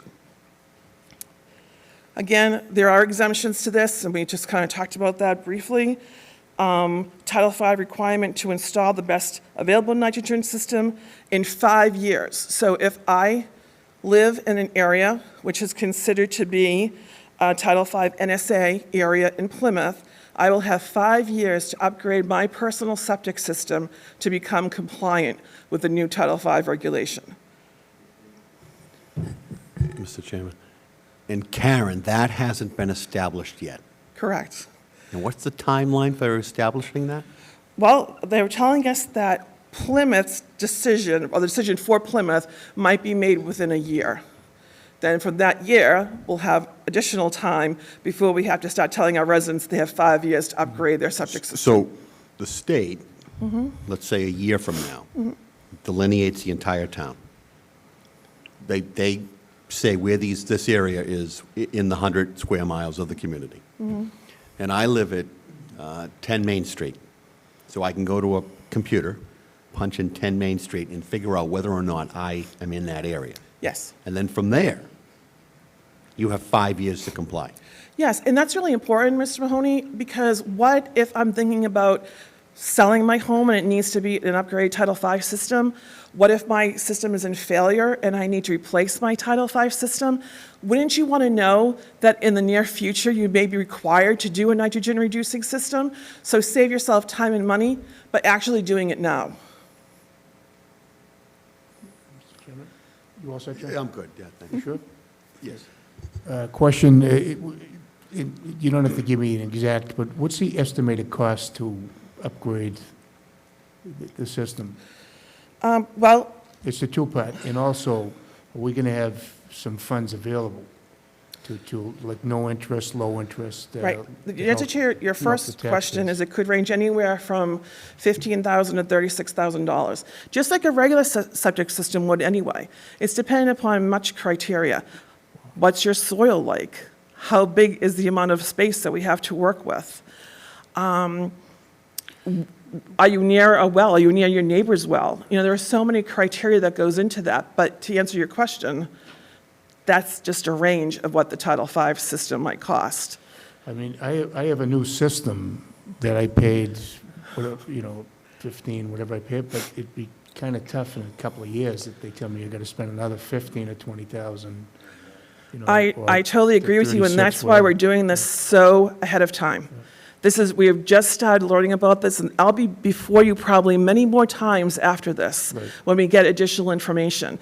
But it was imperative, and Mr. Helm really was the one who suggested it, that we bring this information to our residents as soon as we knew about it, so they could plan accordingly. And my last question would be, in 5 years or 10 years, is there going to be another issue that's going to come up, and you got to, upgrade your system again? I mean, is that something you can't answer probably, but? Well, what we have been told up to date is that there'll be an additional review of all towns that have to do with nitrogen-reducing systems, and the town of Plymouth stands to have an additional 20,000 acres included in this program. Mostly most of Cape Cod Bay. No, my question is, Financing. no, my question is, if I upgrade my system, and then 5 years from now, is there going to be another issue that's going to come up? Another EPA issue? I can't answer that 100% because I'm not Massachusetts DEP, but I'm going to go with my best guess and estimate that says no. Okay. Because the timeline of this is going to incorporate multiple years. So I don't think something would happen that soon again. And for financing, we have the community development program here in Plymouth that people can apply to for a low-interest loan to upgrade their septic system, and the payments are taken out of their tax bill. Tax, yeah, okay. Okay, great, thank you, Karen, Karen. I have a few questions. Do you want to continue and finish your presentation before I interrupt it? Is with it a more question questions? about what I've already talked about? It's sort of, Okay. yeah, but. It's up to you. But, well, there are a number of questions, and my questions will probably additionally terrorize residents. So there is an option, and the reason we're doing this now is there is an option for people to contact this group and make comments. So perhaps it would be best if you finish so that residents have That an information. understanding that this is being determined now. It has not been passed by the state yet. Correct. This is Changes. proposed. This is proposed. Proposed. So why don't you finish, then Okay. then I'll further terrorize people. Okay. So actually, we're just going to reach the summary at this point anyway. So in summary, what is too much nitrogen pollution, and what is the reason why Mass DEP is doing this? Because it causes eutrophication, which is excessive growth of nutrients in water. It causes dense growth of plant life and the death of animal life from the lack of oxygen. From septic systems, fertilizers, agricultural, and stormwater runoff. However, studies have shown that the majority of the problems stem from septic systems. So why Title V? Title V regulates septic nitrogen effluent to protect drinking water today. So it's just a continuation of what is already happening. However, currently, no regulations in Title V protect other water bodies from nitrogen effluent. So what could be the impact to Plymouth's economy? Well, a poll of residents by the Cape Cod Commission revealed that up to 1/5 of the population might consider stopping water-based recreation altogether or leaving the Cape area if local waters were to become too polluted due to high levels of nitrogen. Downgraded water quality is negatively impacting economic drivers, including coastal and other waterfront property values. An impact on the town's economy would ultimately affect all homeowners in Plymouth. So what if we don't do anything? Well, we have to because Mass DEP is going to tell us to. But let's just say we had the choice. If we did nothing, water quality would continue to degrade, ecosystems would deteriorate and perhaps collapse, and waters would become unusable for humans. So what do? I have to look at innovative or alternative systems. These prevent excess nutrients, such as nitrogen, from entering estuaries, coastal waters, and freshwater ponds. Will I have to upgrade my existing Title V septic system? If your septic system is in a watershed with a nitrogen TMDL, you will need to add nitrogen removal to your Title V system within 5 years from when the regulations become effective. And again, we don't know what that date is. So I can't tell you when that effective date is because we don't know. Is there funding available to assist individuals with upgrading their Title V systems?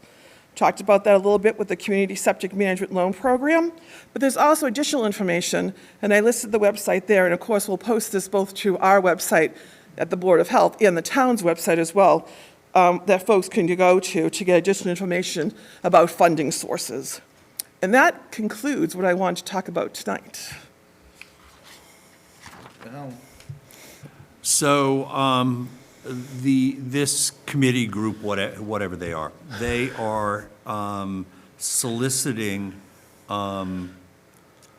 feedback and comments from residents.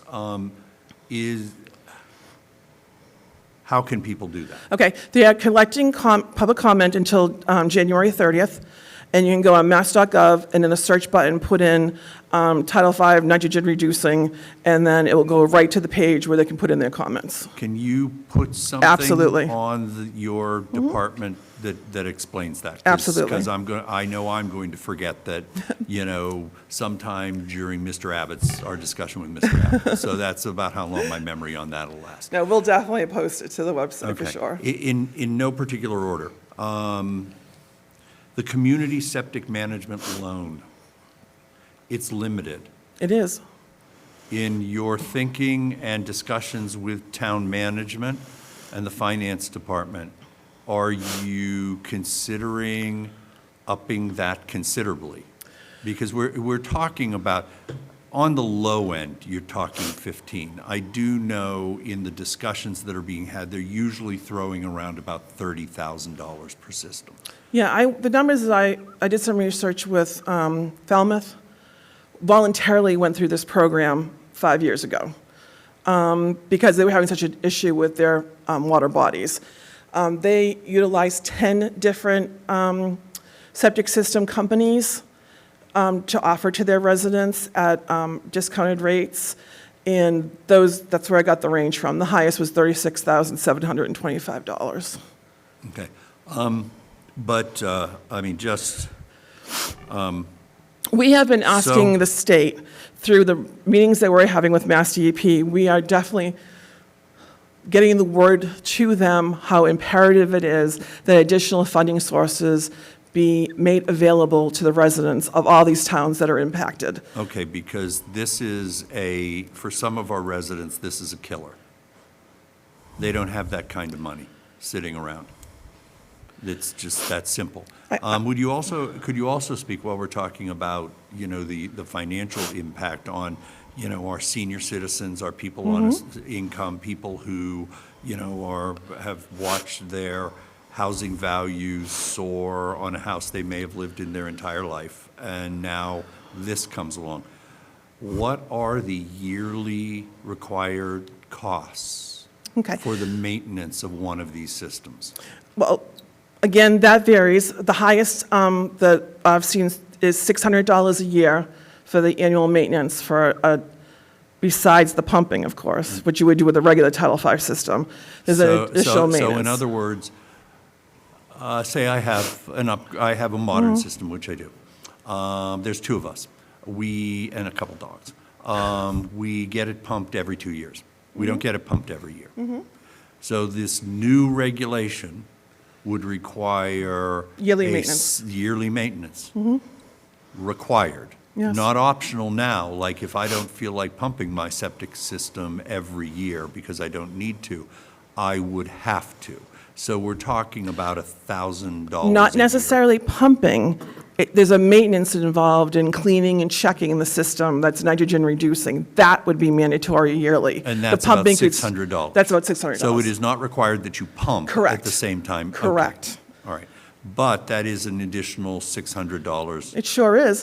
And year. that's why I thought it was so important that we start talking about this, even though it Right. could be very far in the future. At least this gives an opportunity to folks who might be thinking about having to change their septic system anyway, to have this extra time to try to figure out something financially. Okay, yeah, and that's why I brought it up a few weeks ago. A question about, in that impacted area, do you foresee the possibility that, from your knowledge of eutrophication around Plymouth and the reasoning of the DEP, which seems to be estuary-oriented, okay? I can think of one estuary other than in that area, and I may be wrong, and certainly there's some downtown, I would guess, and there's also the Bartlett Pond, okay? What do you foresee that light green area of we haven't decided yet becoming much larger? And, because currently, right now, when you look at the maps, it's all geared to the estuaries going south, because those are the most impacted. But there are other estuaries. What do you anticipate for Plymouth them expanding that light green area? I do. Not necessarily the green area. They're going to expand beyond the estuary to Cape Cod Bay.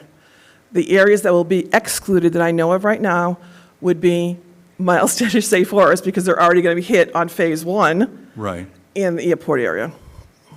okay. The airport area. Or Okay. anyone who's on town sewer. Or anyone on town sewer. Okay.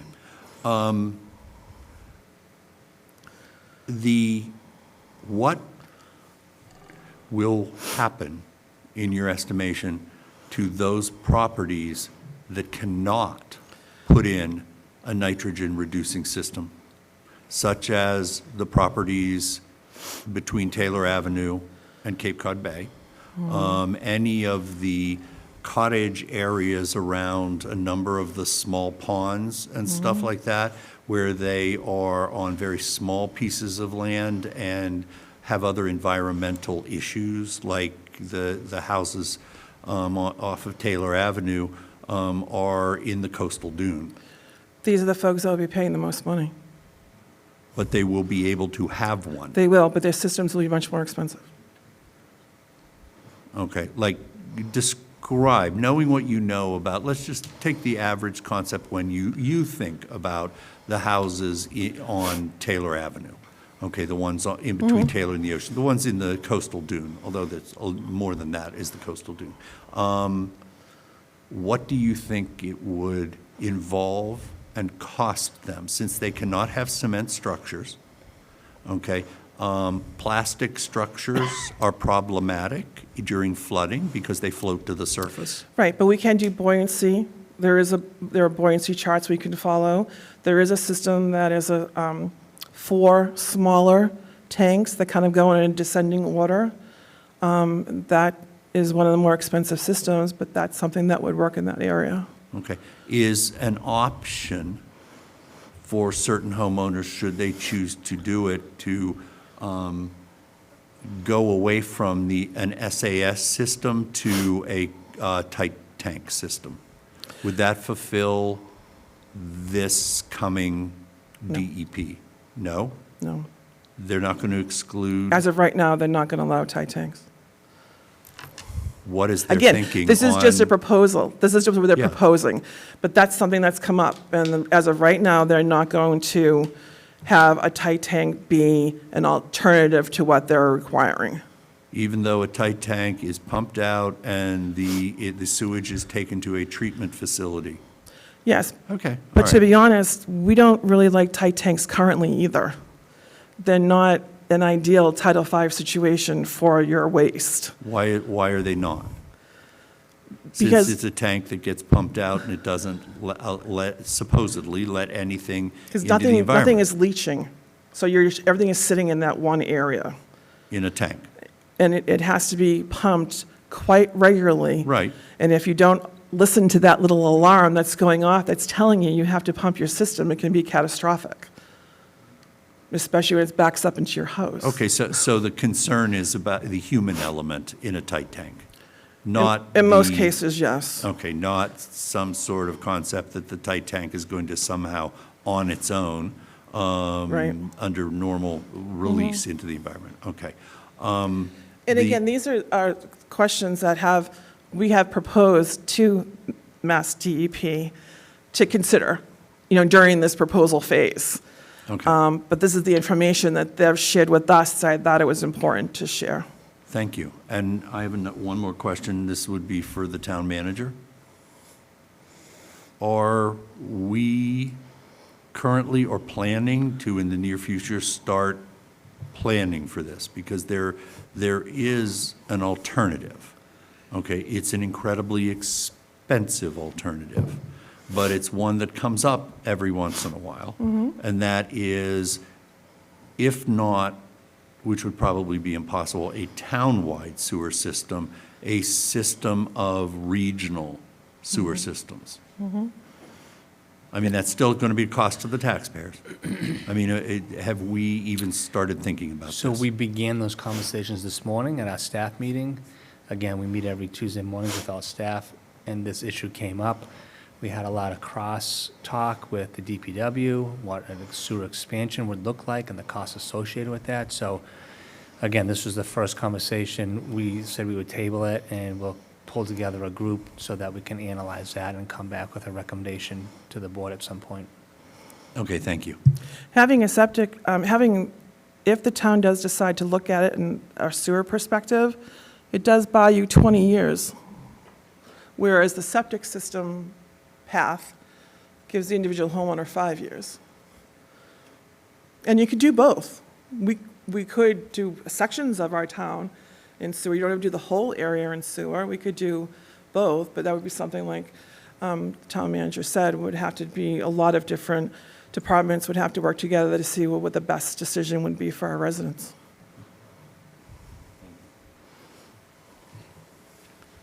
John? Karen, just a couple of follow-ups. So, and through the town manager, I would certainly hope that as soon as this map comes down from the Commonwealth, that you're here the next Tuesday. Absolutely. There can be no delay. You have to get that up on the board, delineate exactly who's falling under this area, and I would name every street if possible. I can certainly do that. I can work on that and get you an address listing for the first phase. And then, I don't 5 years for a homeowner is not a long time. And then the last thing I will say is that I do know that that loan program, the low-interest loan program that we've had over the years has been very successful, and I believe it's maximized out every year. And I don't know what that is budgeted for the next fiscal year, but whatever we can do to increase that number, that has to be done, if possible. And not only that, but there are grants that I'll be looking into that the state has shared with us that they may be putting together. There are other funding sources that Mass DEP will be sharing with towns that we can look into. So hopefully, we're just not saying we're going to put all our eggs in the community development basket. That certainly would not be a viable option. Right. Thank you. You're welcome.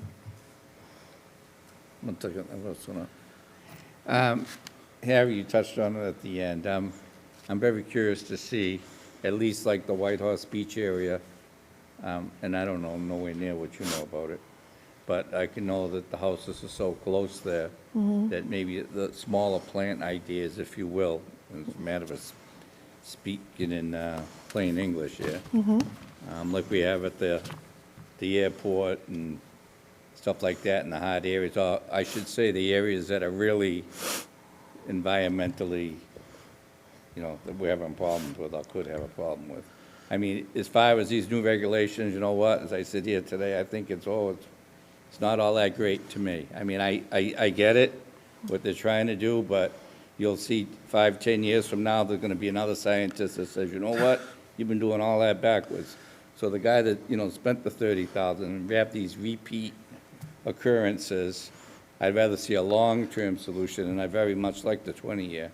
Hit the hardest areas first. I don't know how you'd look at that, but that's the way I was leaning before we even had this part of the conversation, for some of the hard areas. Sure, that would be a watershed program. We're so big, I get it, but we also have to watch out, as I'm sitting here thinking, running down Warren Ave, because naturally you think of the waterfront homes, and so what does that trigger? Does that trigger condonization along Warren Ave now if we were to do this? I mean, I know nobody says not my house, but they start flipping Hamiltons on your nose, and before you know it, there we go. I mean, so we'd have to really study it. I mean, I would have to really study it if I was sitting here, because there's a lot of hidden in the mechanics of it. But I'd be very much interested in, at least for the very saturated areas like White Horse Beach. There's the Syme House, what a perfect renovation. See that? I knew it would come to me before my term was over. I only got a few. That was a joke. Okay, Mr. Lydon?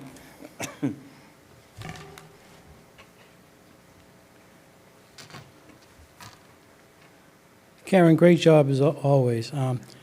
Is the state looking at cranberry bogs? That's where a lot of your nitrogen comes from. Yep. I know down where I am, they're taking out 400,000 yards to build a retention pond. And when I asked, are you going to line it?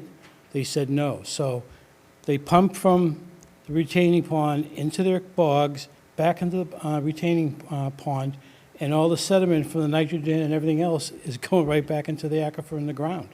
Are they looking at cranberry bogs at all besides the homeowner? Yes, Mr. Lydon, thank you for that question. They've looked at several things, not just cranberry bogs, other businesses.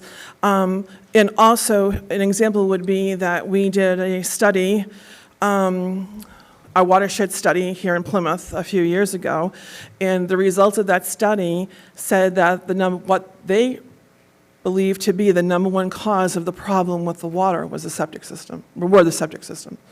So I think what's happening is a lot of data is being collected, and the arrows are still pointing, most arrows are pointing to the septic system situation. Mr. Malaguti? Mr. Chairman, we also have 2 people online as well that Thank we you. would like to Okay. speak. Thank you. All right. Yep. Everett Malaguti. I just have a couple quick questions on this. First would be, I know it was stated by Mr. Helm earlier about if the area was expanded more northward and eastward of this, especially you stated, Karen, that the airport area and anyone that's on a town sewer would be excluded from it. But what about if they are within the town sewer area but still have septic to that, are they going to have to follow this time frame, or are they going to follow more of a time frame that we enacted for the, I think it was probably 5 years ago now, and we changed the bylaw for attaching to the hookup of the town sewer system if you were within a right-of-way of a sewer line. And just to add the second question, with the multiple communities that are either now designated or proposed designated for areas for this, which I believe were like 32 or more communities that are going to be affected, do they believe that the 5 to 6 year timeline is enough time granted upon how many households are going to be impacted by this and the amount of companies that are actually available to actually give all these systems the time needed to install them? Mr. Malaguti, as usual, a very thoughtful question, which I'm glad that I'll have the ability to answer. That is one of the items that our department keeps bringing up. How many companies will be able to do this? How many engineers will be able to do this? So what we're trying to do now, in preparation, is have educational sessions with our engineers, with our installers, with really the game folks, people who are in the game and have skin in the game, so to speak, to try to figure out what is the best way we can roll this out to our residents to make sure there's enough options for them when it comes time for them to pick a company. When Falmouth did it, I will tell you, 12 companies came forward with appropriate nitrogen-reducing systems for the residents who that was voluntary at that time, who wanted to upgrade their system at that moment. And does that answer everything, Everett? He also asked about houses on septic that are currently within Sewer. the sewer area. Well, we would highly recommend, as well as Mass DEP would highly recommend, that any house that could hook up to our sewer system to do that. And if they do not, they would come under these nitrogen They reducing? would. And Okay. I think I would have to really have a conversation with that homeowner to understand what their choice, why would that choice would be that way. Anything else? What's that? Great. Oh, I think we had people on. Yeah, well, I do, Okay. that's what I was just Okay. asking Harry if he was finished. Good evening. We have Patricia Edelman. Yep, Mrs. Adelman, Pat, welcome. Good evening. Thank you for taking my question. I just went to the Board of Health website, and I was wondering if they had any input into this. Thank you. Well, we are the Public Health Department who works with our 5-member Board of Health, who, of course, are abreast exactly what's happening as this information that I'm sharing with you. So as we continue through this process, they'll be in the same process that the department will be in. So we'll definitely be having their insight and their input, Pat. Through the chair, Ms. Keene, we can also work on adding additional information on the Board of Health webpage that direct links to the public health site as well. Thank you. Great, thank you. Mrs. Davis, welcome.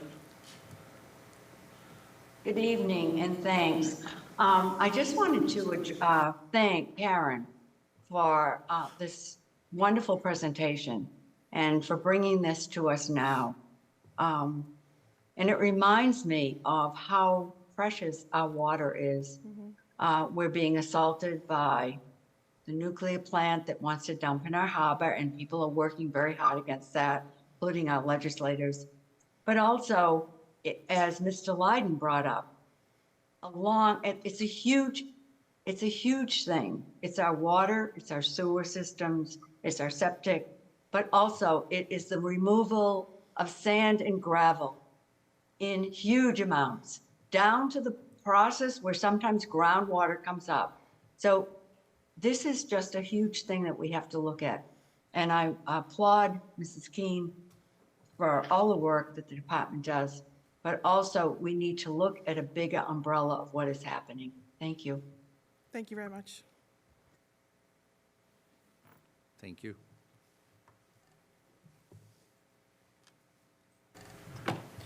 Thanks, Karen. We don't need to vote on that, right?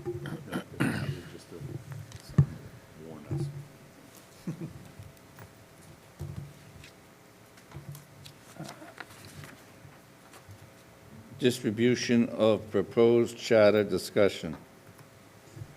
All right, Mr. Chairman. So the last time we had this conversation, I want to say it was back in early December, where Mr. Abbott came in to present the final proposed charter.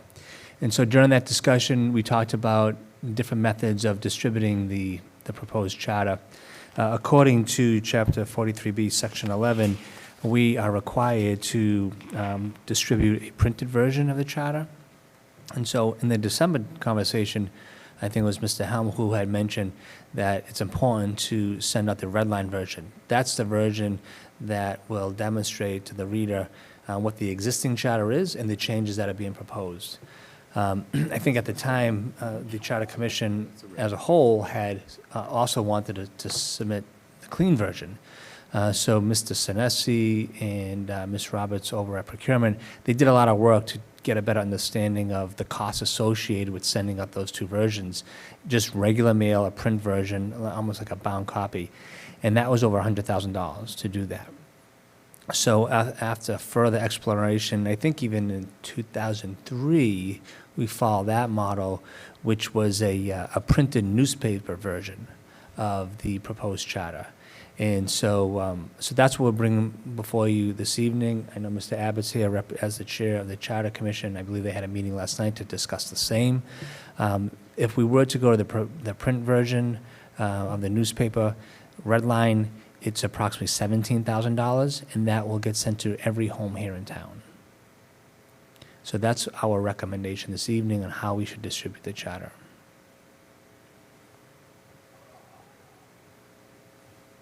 Can you describe further the newspaper printed version? Sure. I'm picturing it in the Old Colony Memorial. It won't be in the Old Colony, but... It's but on newsprint? It's Is on that what- newsprint. It looks like a newspaper, yep. It looks like a newspaper. It's sort of, Remember all those things you used to find in your driveway, Harry, in a plastic bag? Something like once that. upon a time, back when they Once happened. upon a time. Before we came Before we banned them.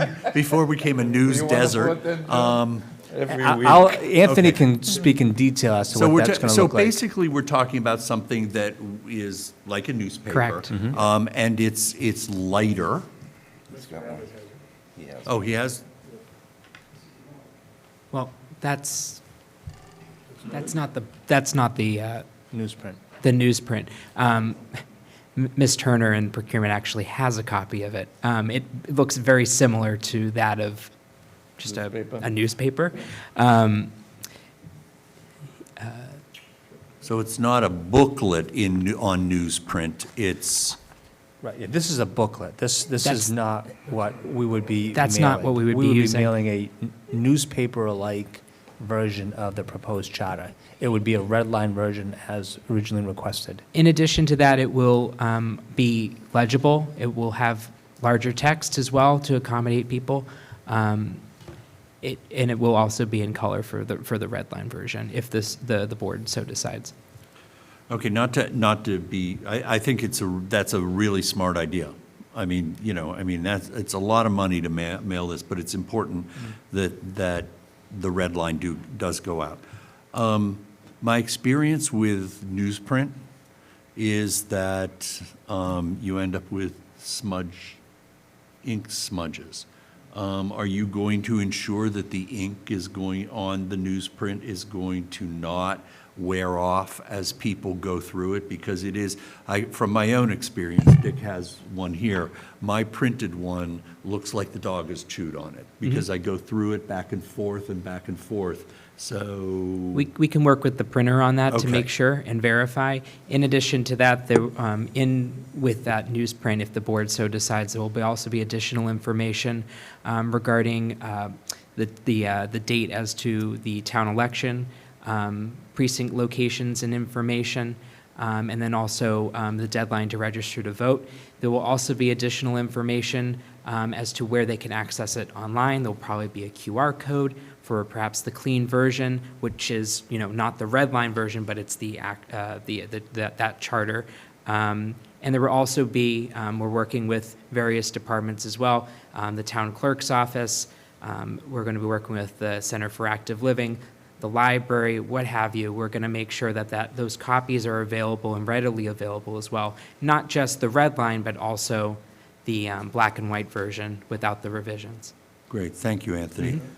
And just real quick, one last thing. Am I correct that the commission has agreed to this form of amendment? Not exactly. Okay. I thought we had as of last night. Just to tell you where we are, we're the commission, the elected commission, and my name, by the way, is Bill Abbott. I'm the chair of the commission, finished the charter 2 months ago and presented it to this board. And under the state statute that governs this process from A to Z, that means the ball has been transferred to your board to distribute the charter. And the section in the statute is very specific. It talks about printing a hard copy and distributing it to all homes where there are voters. There was some question as to how that was going to be interpreted because of the size of Plymouth. Our enormous geographic size, great population, and what it was going to cost to do this. So we had a brief discussion with the town manager. Then I went back to the Attorney General, who has supervisory authority to do certain things under the statute. You'll recall that they read the charter in September and approved it as being consistent with state law. So I asked them about the distribution question. And after back and forth, the net result was that they did not want to become involved. They would not give us advice for fear we would act on it and then be taken to court. The Attorney General would be dragged into this. So basically they said, Plymouth, you're on your own. You can read the statute. You distribute it as you best see fit with the advice of counsel. So we did seek the advice of counsel, as did the town manager. And I believe we came up with a solution. The full commission met last night. Eight out of 9 members were present of the Charter Commission. And we accomplished 3 things, 3 votes. The first vote was to go along with the distribution of just the red line version. This seemed to be what the select board wanted. The town manager was proposing it, and it made sense to us too as probably the most economical way to do this for Plymouth. There's no reason to have to submit 2 charters, a red line and a clean version, but submit the red line showing the changes from the current charter with instructions perhaps on the last page that would say if they want to see the whole charter, go online with a URL link and so forth. But they'd have a red line that would go to every house in Plymouth, and that could be done more economically than trying to single out all the voters. This would just be a bulk distribution, and Anthony, working with our staff person, Michelle Turner, had priced it all out, and it was actually better to do it that way. The mail team would pick up a whole stack of these, and when they're delivering normal mail, they'd also deliver the charter to every single residence. The one thing and last night, we thought that was the proposal. And in fact, this was presented to our meeting by our staff person, and I thought that she had worked it out with Anthony, this was going to be the form of it, because he kept saying to us, and I thought, Jerry, you said too, it was going to be like a magazine. And this is very readable, very easy to read. It's not newspaper print. I like to pass it out to the board.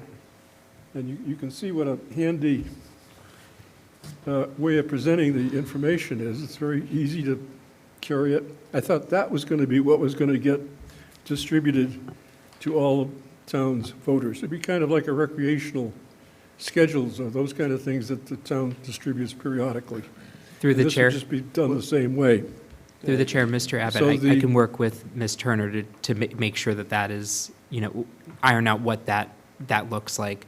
That might be miscommunication on our part, so. So we voted unanimously to support the distribution of that in this very economical way by distributing it to all the homes as part of the normal mail routes. We also, in a second vote, since we were under budget, we still had $18,000 left in our budget to give the money over to the board to use that to assist in the distribution costs of the charter, because we had no really further expenditure of monies coming up. So we voted to basically turn over all of our monies, and I worked with Lynn yesterday morning, and it's about $16,000 or $17,000 that would be given for the effort. And lastly, we thought the timing of this is also crucial. We were proposing that this all be done the first couple of weeks of March. The statute's kind of screwy on this. The statute says it has to be done not later than 14 days before the election. I mean, that's crazy. That'd be like May 5th, sometime in May. Now, we think it should be gotten out to people early March so they can discuss it. There's a lot of interest in it. I spent the whole evening at the precinct chairs last Thursday night answering questions. So everybody's beginning to tune into it. The beauty of this book, this magazine format, not only is it easy to read, very handy to handle, but there's also a couple of blank pages. And we were thinking in the back you could have a page that would suggest how people can register to vote, where they can find a clean copy of the charter. You could say, this is our Constitution, vote. We may even increase the percentage of vote by putting that right on the document. So that's where we're at, and the commission finished its business, and that's how we thought we were going to do. I think to go back to an old colony newspaper type format is really inferior, and it's too much on the cheap. This I think is a really economical way of doing it. But the paper, the charter was printed in September in the old colony, as you remember, and all we got was criticism. The people had trouble reading it. It was tiny little print. I think this is a much, and it's not an expensive way, but a much better way of doing it. So, Mr. Chairman? So I guess the question would be to Mr. Abbott or Mr. Brindisi is, if we move away from the newspaper and we go to the quote-unquote magazine, where does the cost bring us? Do you have a cost for that, Anthony? I don't think we've done a cost analysis on a type of booklet like that. A stapled booklet. I have a bound call booklet. with a printer tomorrow to look into something like that. Rough estimate, $40,000 to $50,000. I will need to double check first with Ms. Turner to determine Thank you. the quote for that $17,000, if in fact that is the booklet or the magazine that Mr. Abbott showed the board, or to determine if it is that, in fact, the newsprint that I was describing before. But again, these are things that can be ironed out. In addition to that, ideally, it would be great to get this out as quickly as possible. We are at the will of the printers and getting that large amount of paper. So that decision with the board should be pretty expedient. Mr. Blitzer? 17,000 and 50,000, it's two different numbers. And you said one of the questions I was going to ask you, you answered it. The ball is in our court. And we have to be fiscally responsible. And I see what the voter turnout is every year. A lot of these, no matter whether we send them a beautiful magazine or they're going to get just tossed. And it's sad to see it. It's sad to say it, I should say. So, Harry, I'll get you a pair of gloves for the newspaper form. But I think that's the way to go. Save a lot of money, and it's like newspapers aren't. I mean, I know they're a thing of the past, but everybody grew up on newspapers, so it's not like it's something different. And Anybody that's worried about print, we all, with the COVID, everybody's got gloves in their house now. There's not a person that doesn't have the gloves in their house. So I would be in favor of doing it the newspaper version. It's just, I think the citizens would be much happier seeing us spend 17 as opposed to $50,000, so, anyway. Mr. Helm? No. Oh, John, I'm sorry. Sorry. So to the town manager, is the intention to meet next week? Is there a meeting scheduled for the 31st? Yeah, we plan to meet next week. So I just think that we need to have a hard number on the quote-unquote magazine version. And then obviously the second point, data point is what kind of turnaround does the printer need? What kind of leeway, but I understand where Mr. Bletcher is coming from, but I would prefer to have a hard number on the magazine version before we make a hard vote. I agree. The newspaper will be a lot quicker than the Mr. Helm. magazine. Well, that's not necessarily actually true, because I'm going to put on my publishing hat, which is what I did for 30 years of my life. We not only need to see exactly what Mr. Mahoney outlined, okay, we need to have samples. We have a sample of the booklet. We do not have a sample of the newspaper. It's in somebody's office. We need to be able to see that. So Mr. Bletzer, my concern was not about having ink on my fingers. My concern was about the eventual readability of passages in it after you have wiped the ink off on your hands. It's about legibility and long-term durability. Okay, durability is an important concept in publishing.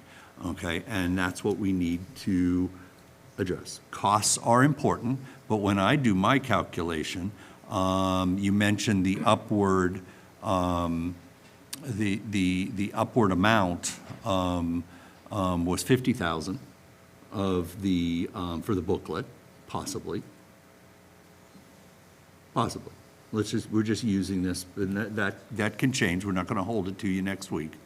You take 17,000 that will be donated as opposed to ending up in free cash somewhere. That comes to 23,000 if it's 40,000. It comes to 30-something thousand if it's 50,000. And I'll just say this, and I could say it next week. What is being proposed in this revised charter is a massive change in our form of government. Okay, it isn't just perpetuating town meeting. It is changing the power structure. I've been told don't say power, say responsibility, but I'm going to say power because it's about power. It is about a transfer of responsibility or power to other parts of our government. Some of them elected, some of them actually not really elected. And I know you and I would disagree on that. It's of seminal importance to the future of our town. This isn't the charter committee of a few years ago making a few changes to some semantics and some spelling. This is major, and I really think this is not the time to, the difference between $20,000. It does not make sense to me to go cheap. And I'm not saying that the newspaper version would work out to not be sensible, but I think we do need to explore both options in depth.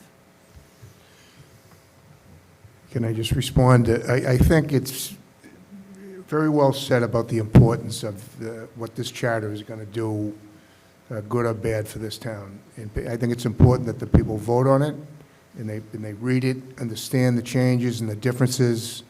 And I'm not going to speak about that, but using the scenario with the money that they're going to get back, If it's 17,000 and they give us 18,000 back, it costs us nothing to distribute it by the newspaper. Well, So it doesn't cost anything. Yeah, I totally And- understand. And I don't mean to go on the cheap, but we're trying to cut the budget. We're trying to cut millions of dollars out of the budget.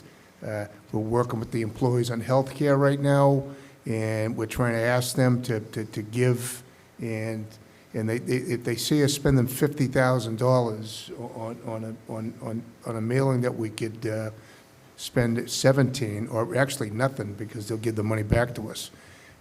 If they see us spending that kind of money, it's going to make them wonder, why we're trying to level the budget off the backs of our employees and changing their benefits. So it's very important, that we do this in a cost-effective way.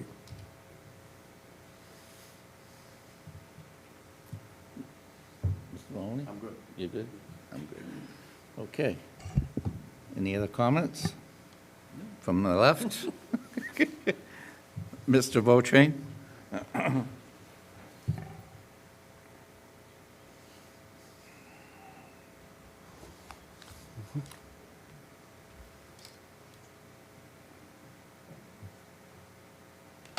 Charles Votrain, and I'm Precinct 4, the Vice Chair.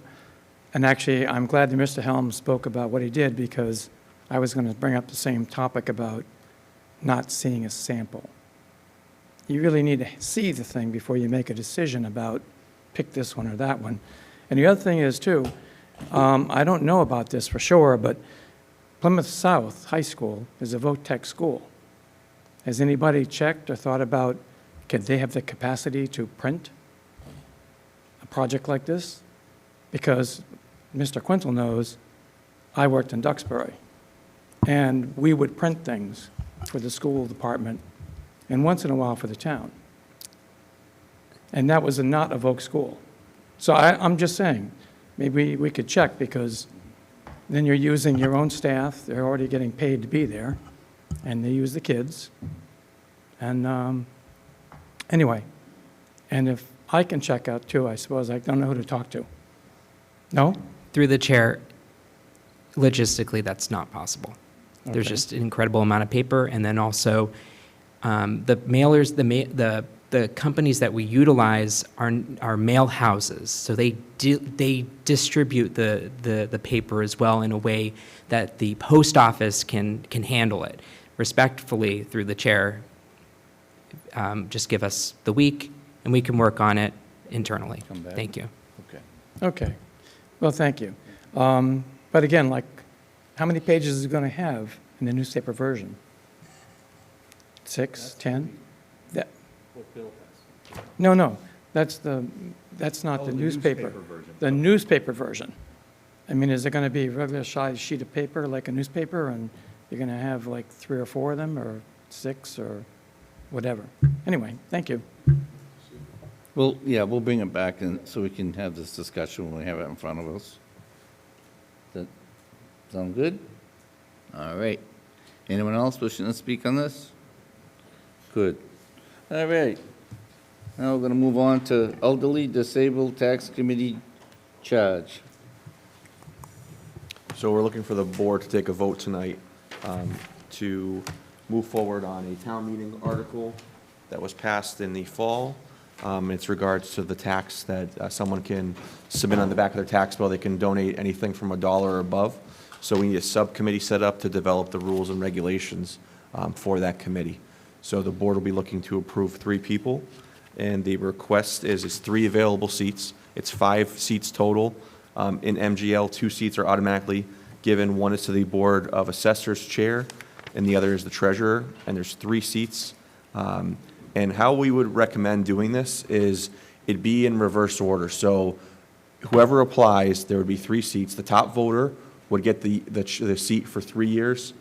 The middle person would get it for 2 years, and the third person, lowest vote getter, will get it for 1. That way there's always an open seat. The way it's advertised right now is the posting will go out from the 25th through February 14th, and the voting would be done by you guys in interviews on February 21st. Any questions on that? Any questions from the board? No? Motion? Move approval. Motion by Mr. Mahoney, second by Mr. Blitzer. Discussion? All those in favor? Unanimous. Thank you. Meeting agenda and minutes submission procedures. Ms. McElrath. Good evening. Thank you for having me again.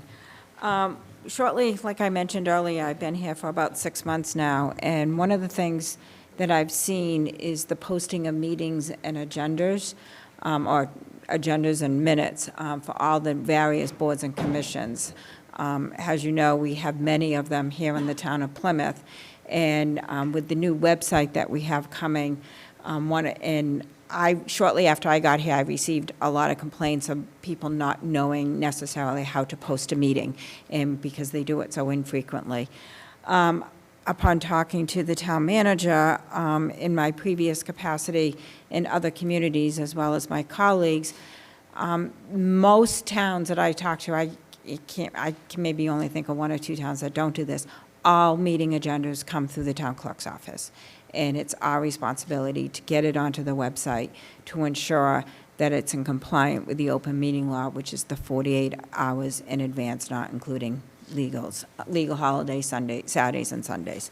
So thus, I prepared this policy, and I'm looking for your support. So when I go out to all the boards and commissions, including elected members, to request that any of their postings come to a direct email known as meetings@plymouth-ma.gov. There are 6 people on that distribution list, and we will get that posting, that meeting posted accordingly, and we'll have some better control on what is happening out there. Not that things are not happening correctly, it's just a little bit more of a gatehouse, to put it frankly. If you noticed lately, some of the meetings that I've been posting, because this has been getting out there word of mouth, you'll see a stamp that has my name or whoever's posted it and the date and the time it was received.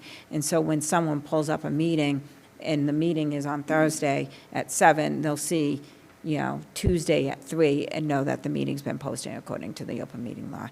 And another portion of this is the distinction that any minutes be composed and approved in a timely fashion and also sent to that email. So especially with the new website coming on board, we will be able to get those minutes on the website. So agendas and minutes will be there for the public to view.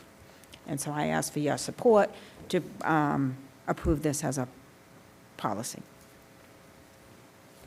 Questions or comments for the town clerk? Nice work. Great idea. Thank you. More to come too, I'm sure. I'm sure. Motion by Mr. Blitzer for approval. Second. Second by Mr. Mahoney. Discussion. All those in favor? Unanimous. Mr. Brandisi, Town Manager's report. Great, thank you. Anthony, can you tee up that image I sent you earlier?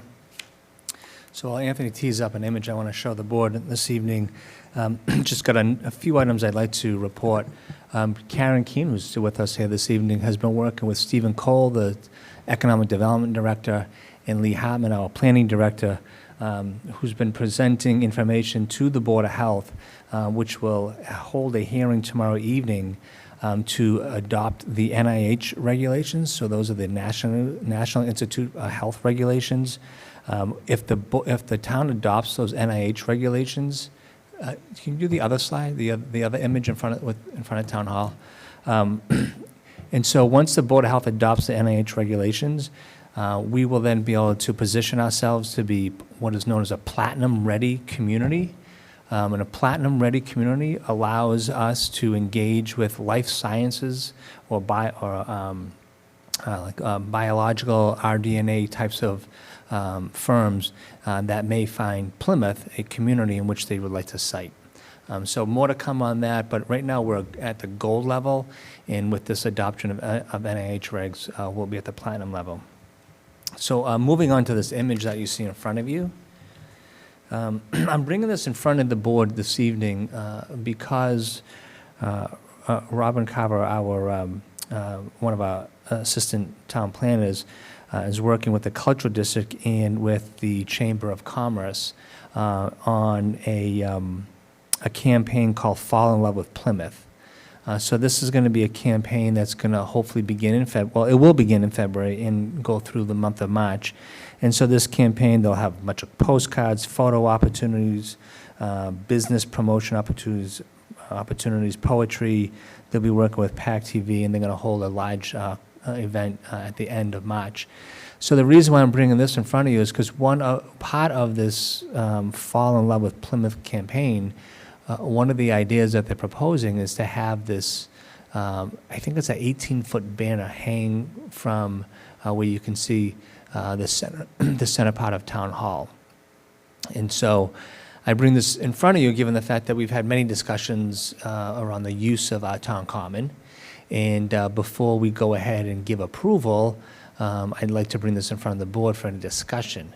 If the board doesn't have any issues with this, and I'll go ahead and work with Robin on giving the approval for this 18-foot banner to hang in front of Town Hall.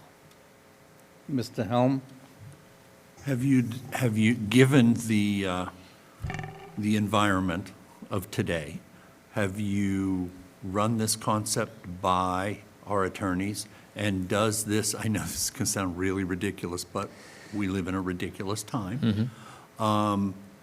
Is this creating a precedent for fringe groups and other groups to demand an 18-foot banner on the front lawn of Town Hall? So I'd like to, so I haven't run it past Town Council, but I'd like to believe that this is different, that this is a campaign that's being led by the cultural district, which is one of our boards and committees. So it's being led by one of our boards and committees. It's not a separate nonprofit organization that's trying to bring something forward. No, and I understand. I would like to believe that too, and I do believe that that would be the case, but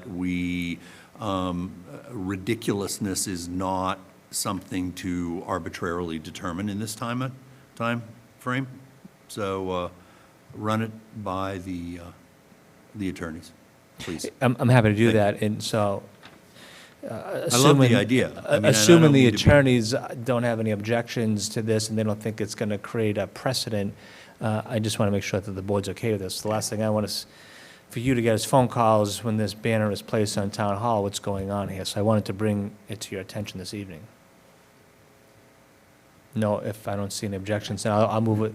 I'll work with Town Council on that.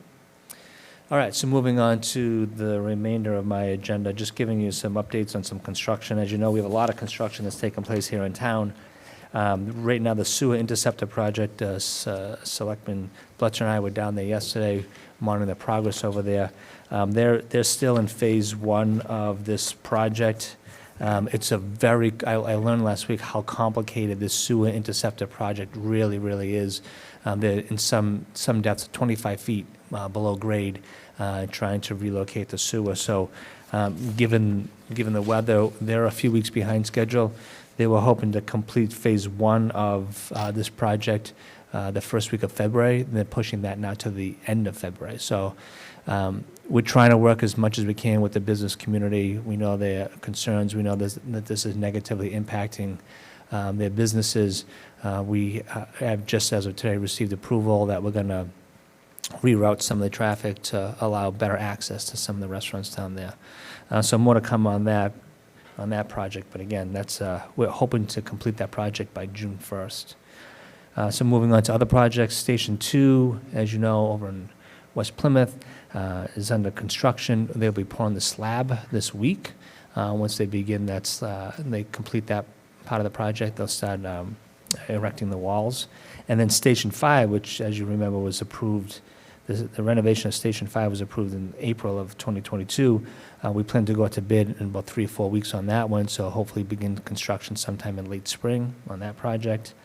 And then I'd like to just note that the ABCC was here. They held a seminar for the local business community.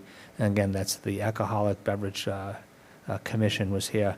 It was in this room. There were over 100 attendees. And I want to thank Lisa Johnson specifically. She's the one that organized that for the business community. So it was well attended, and there was a lot of hard work on her part.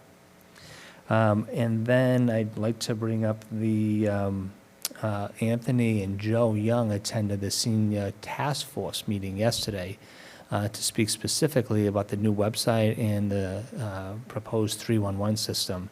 A lot of great feedback, again, trying to talk to a lot of the end users so that before we go live with some of these products, we have a better sense of whether or not this is going to work. So good feedback. We're going to take that back and insert that into the final product of the website. And so I'd like to say that I'm hoping probably late March, maybe early April, we do an IT update to the board. So we've had a lot, you've heard today from Nick Mayo that he plans to go live with the e-permitting system through inspectional services. We plan to go live with the 311 system in February, and then probably in April, the new website. And then laid on top of that, the Human Resources Department has also started to go electronic with their onboarding system and their requisition system. And so you'll see it when we present to you the new way of we plan to do business. We want to be more efficient with our town staff, and then we'll compare that to what we were doing. And I think you'll be amazed as to the improvements that have been made from just over a year ago. So we plan to have that presentation to you all sometime in April time period. Pending any questions, that's all I have for this evening. Any questions for the town manager? Mr. Helm?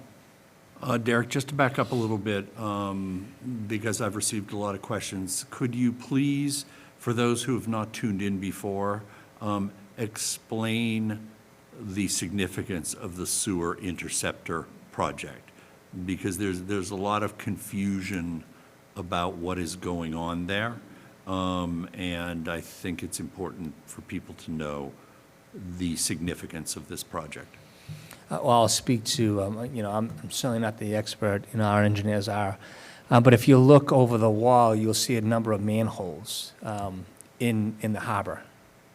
And so what that poses a significant risk to our harbor in and of itself, that if we had some type of sewer overflow or sewer backup, it would directly impact our harbor. And so this project is going to remove those manholes from the harbor area, and they'll then relocate the sewer itself into the street is where it belongs. So that's one of the primary motivators behind that project. Yeah, and I'd like to point out two aspects. 70% of the sewerage in the town of Plymouth flows through under the harbor right now, and that will be rerouted onto land. If there was a catastrophic break, which is no stranger to Plymouth, it would be catastrophic because 70% of our sewer system would be shut down for all users. It would likely render habitations and businesses unusable for a period of time. The reputation of the town and our shell fishing business would be difficult.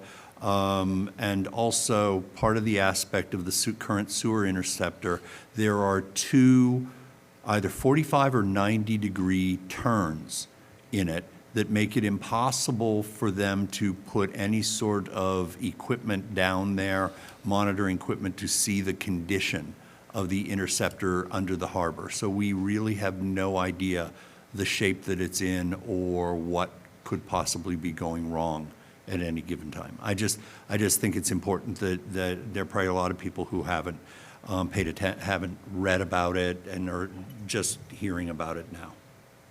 So, thank you. Thank you. Any other questions? Thank you, gentlemen. Thank you. Anthony, I just have, before we get into our new business, like the South Shore Race Management, it has an address of 124 Long Pond Road. Is that like their office? My real question is, we have 3 dates, 5/7, 11/23, and 12/1. Where are those races going to happen? If, on the last page, our weekly list of license, the long list?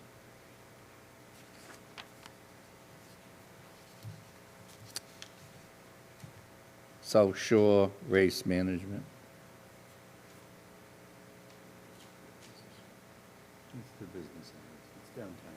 Right, all right, so my question is, moving forward, could we have an actual start where the race starts and what's, you know what I'm saying? But I have no idea Absolutely. what I'm voting on. Absolutely. Yep. Okay, that's all. Thank you. Thank you. New business, gentlemen?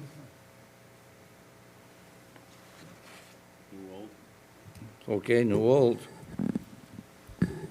So I just wanted to give the board an update on the Community Preservation Committee Summit, which was, I believe, a week ago Thursday night. I want to thank the town manager for attending, with the assistant town manager, finance director, town clerk, and David Gould. David Gould, the Department Head Division of Marine and Environmental Affairs. So I know that we're committed to having a follow-up meeting. I'm sure you'll get together with the chair of the CPC and set up that. It was already, in my opinion, it was very productive. There was a lot of good information put on the table by certainly the town employees. I think it ran up roughly about 75 to 90 minutes.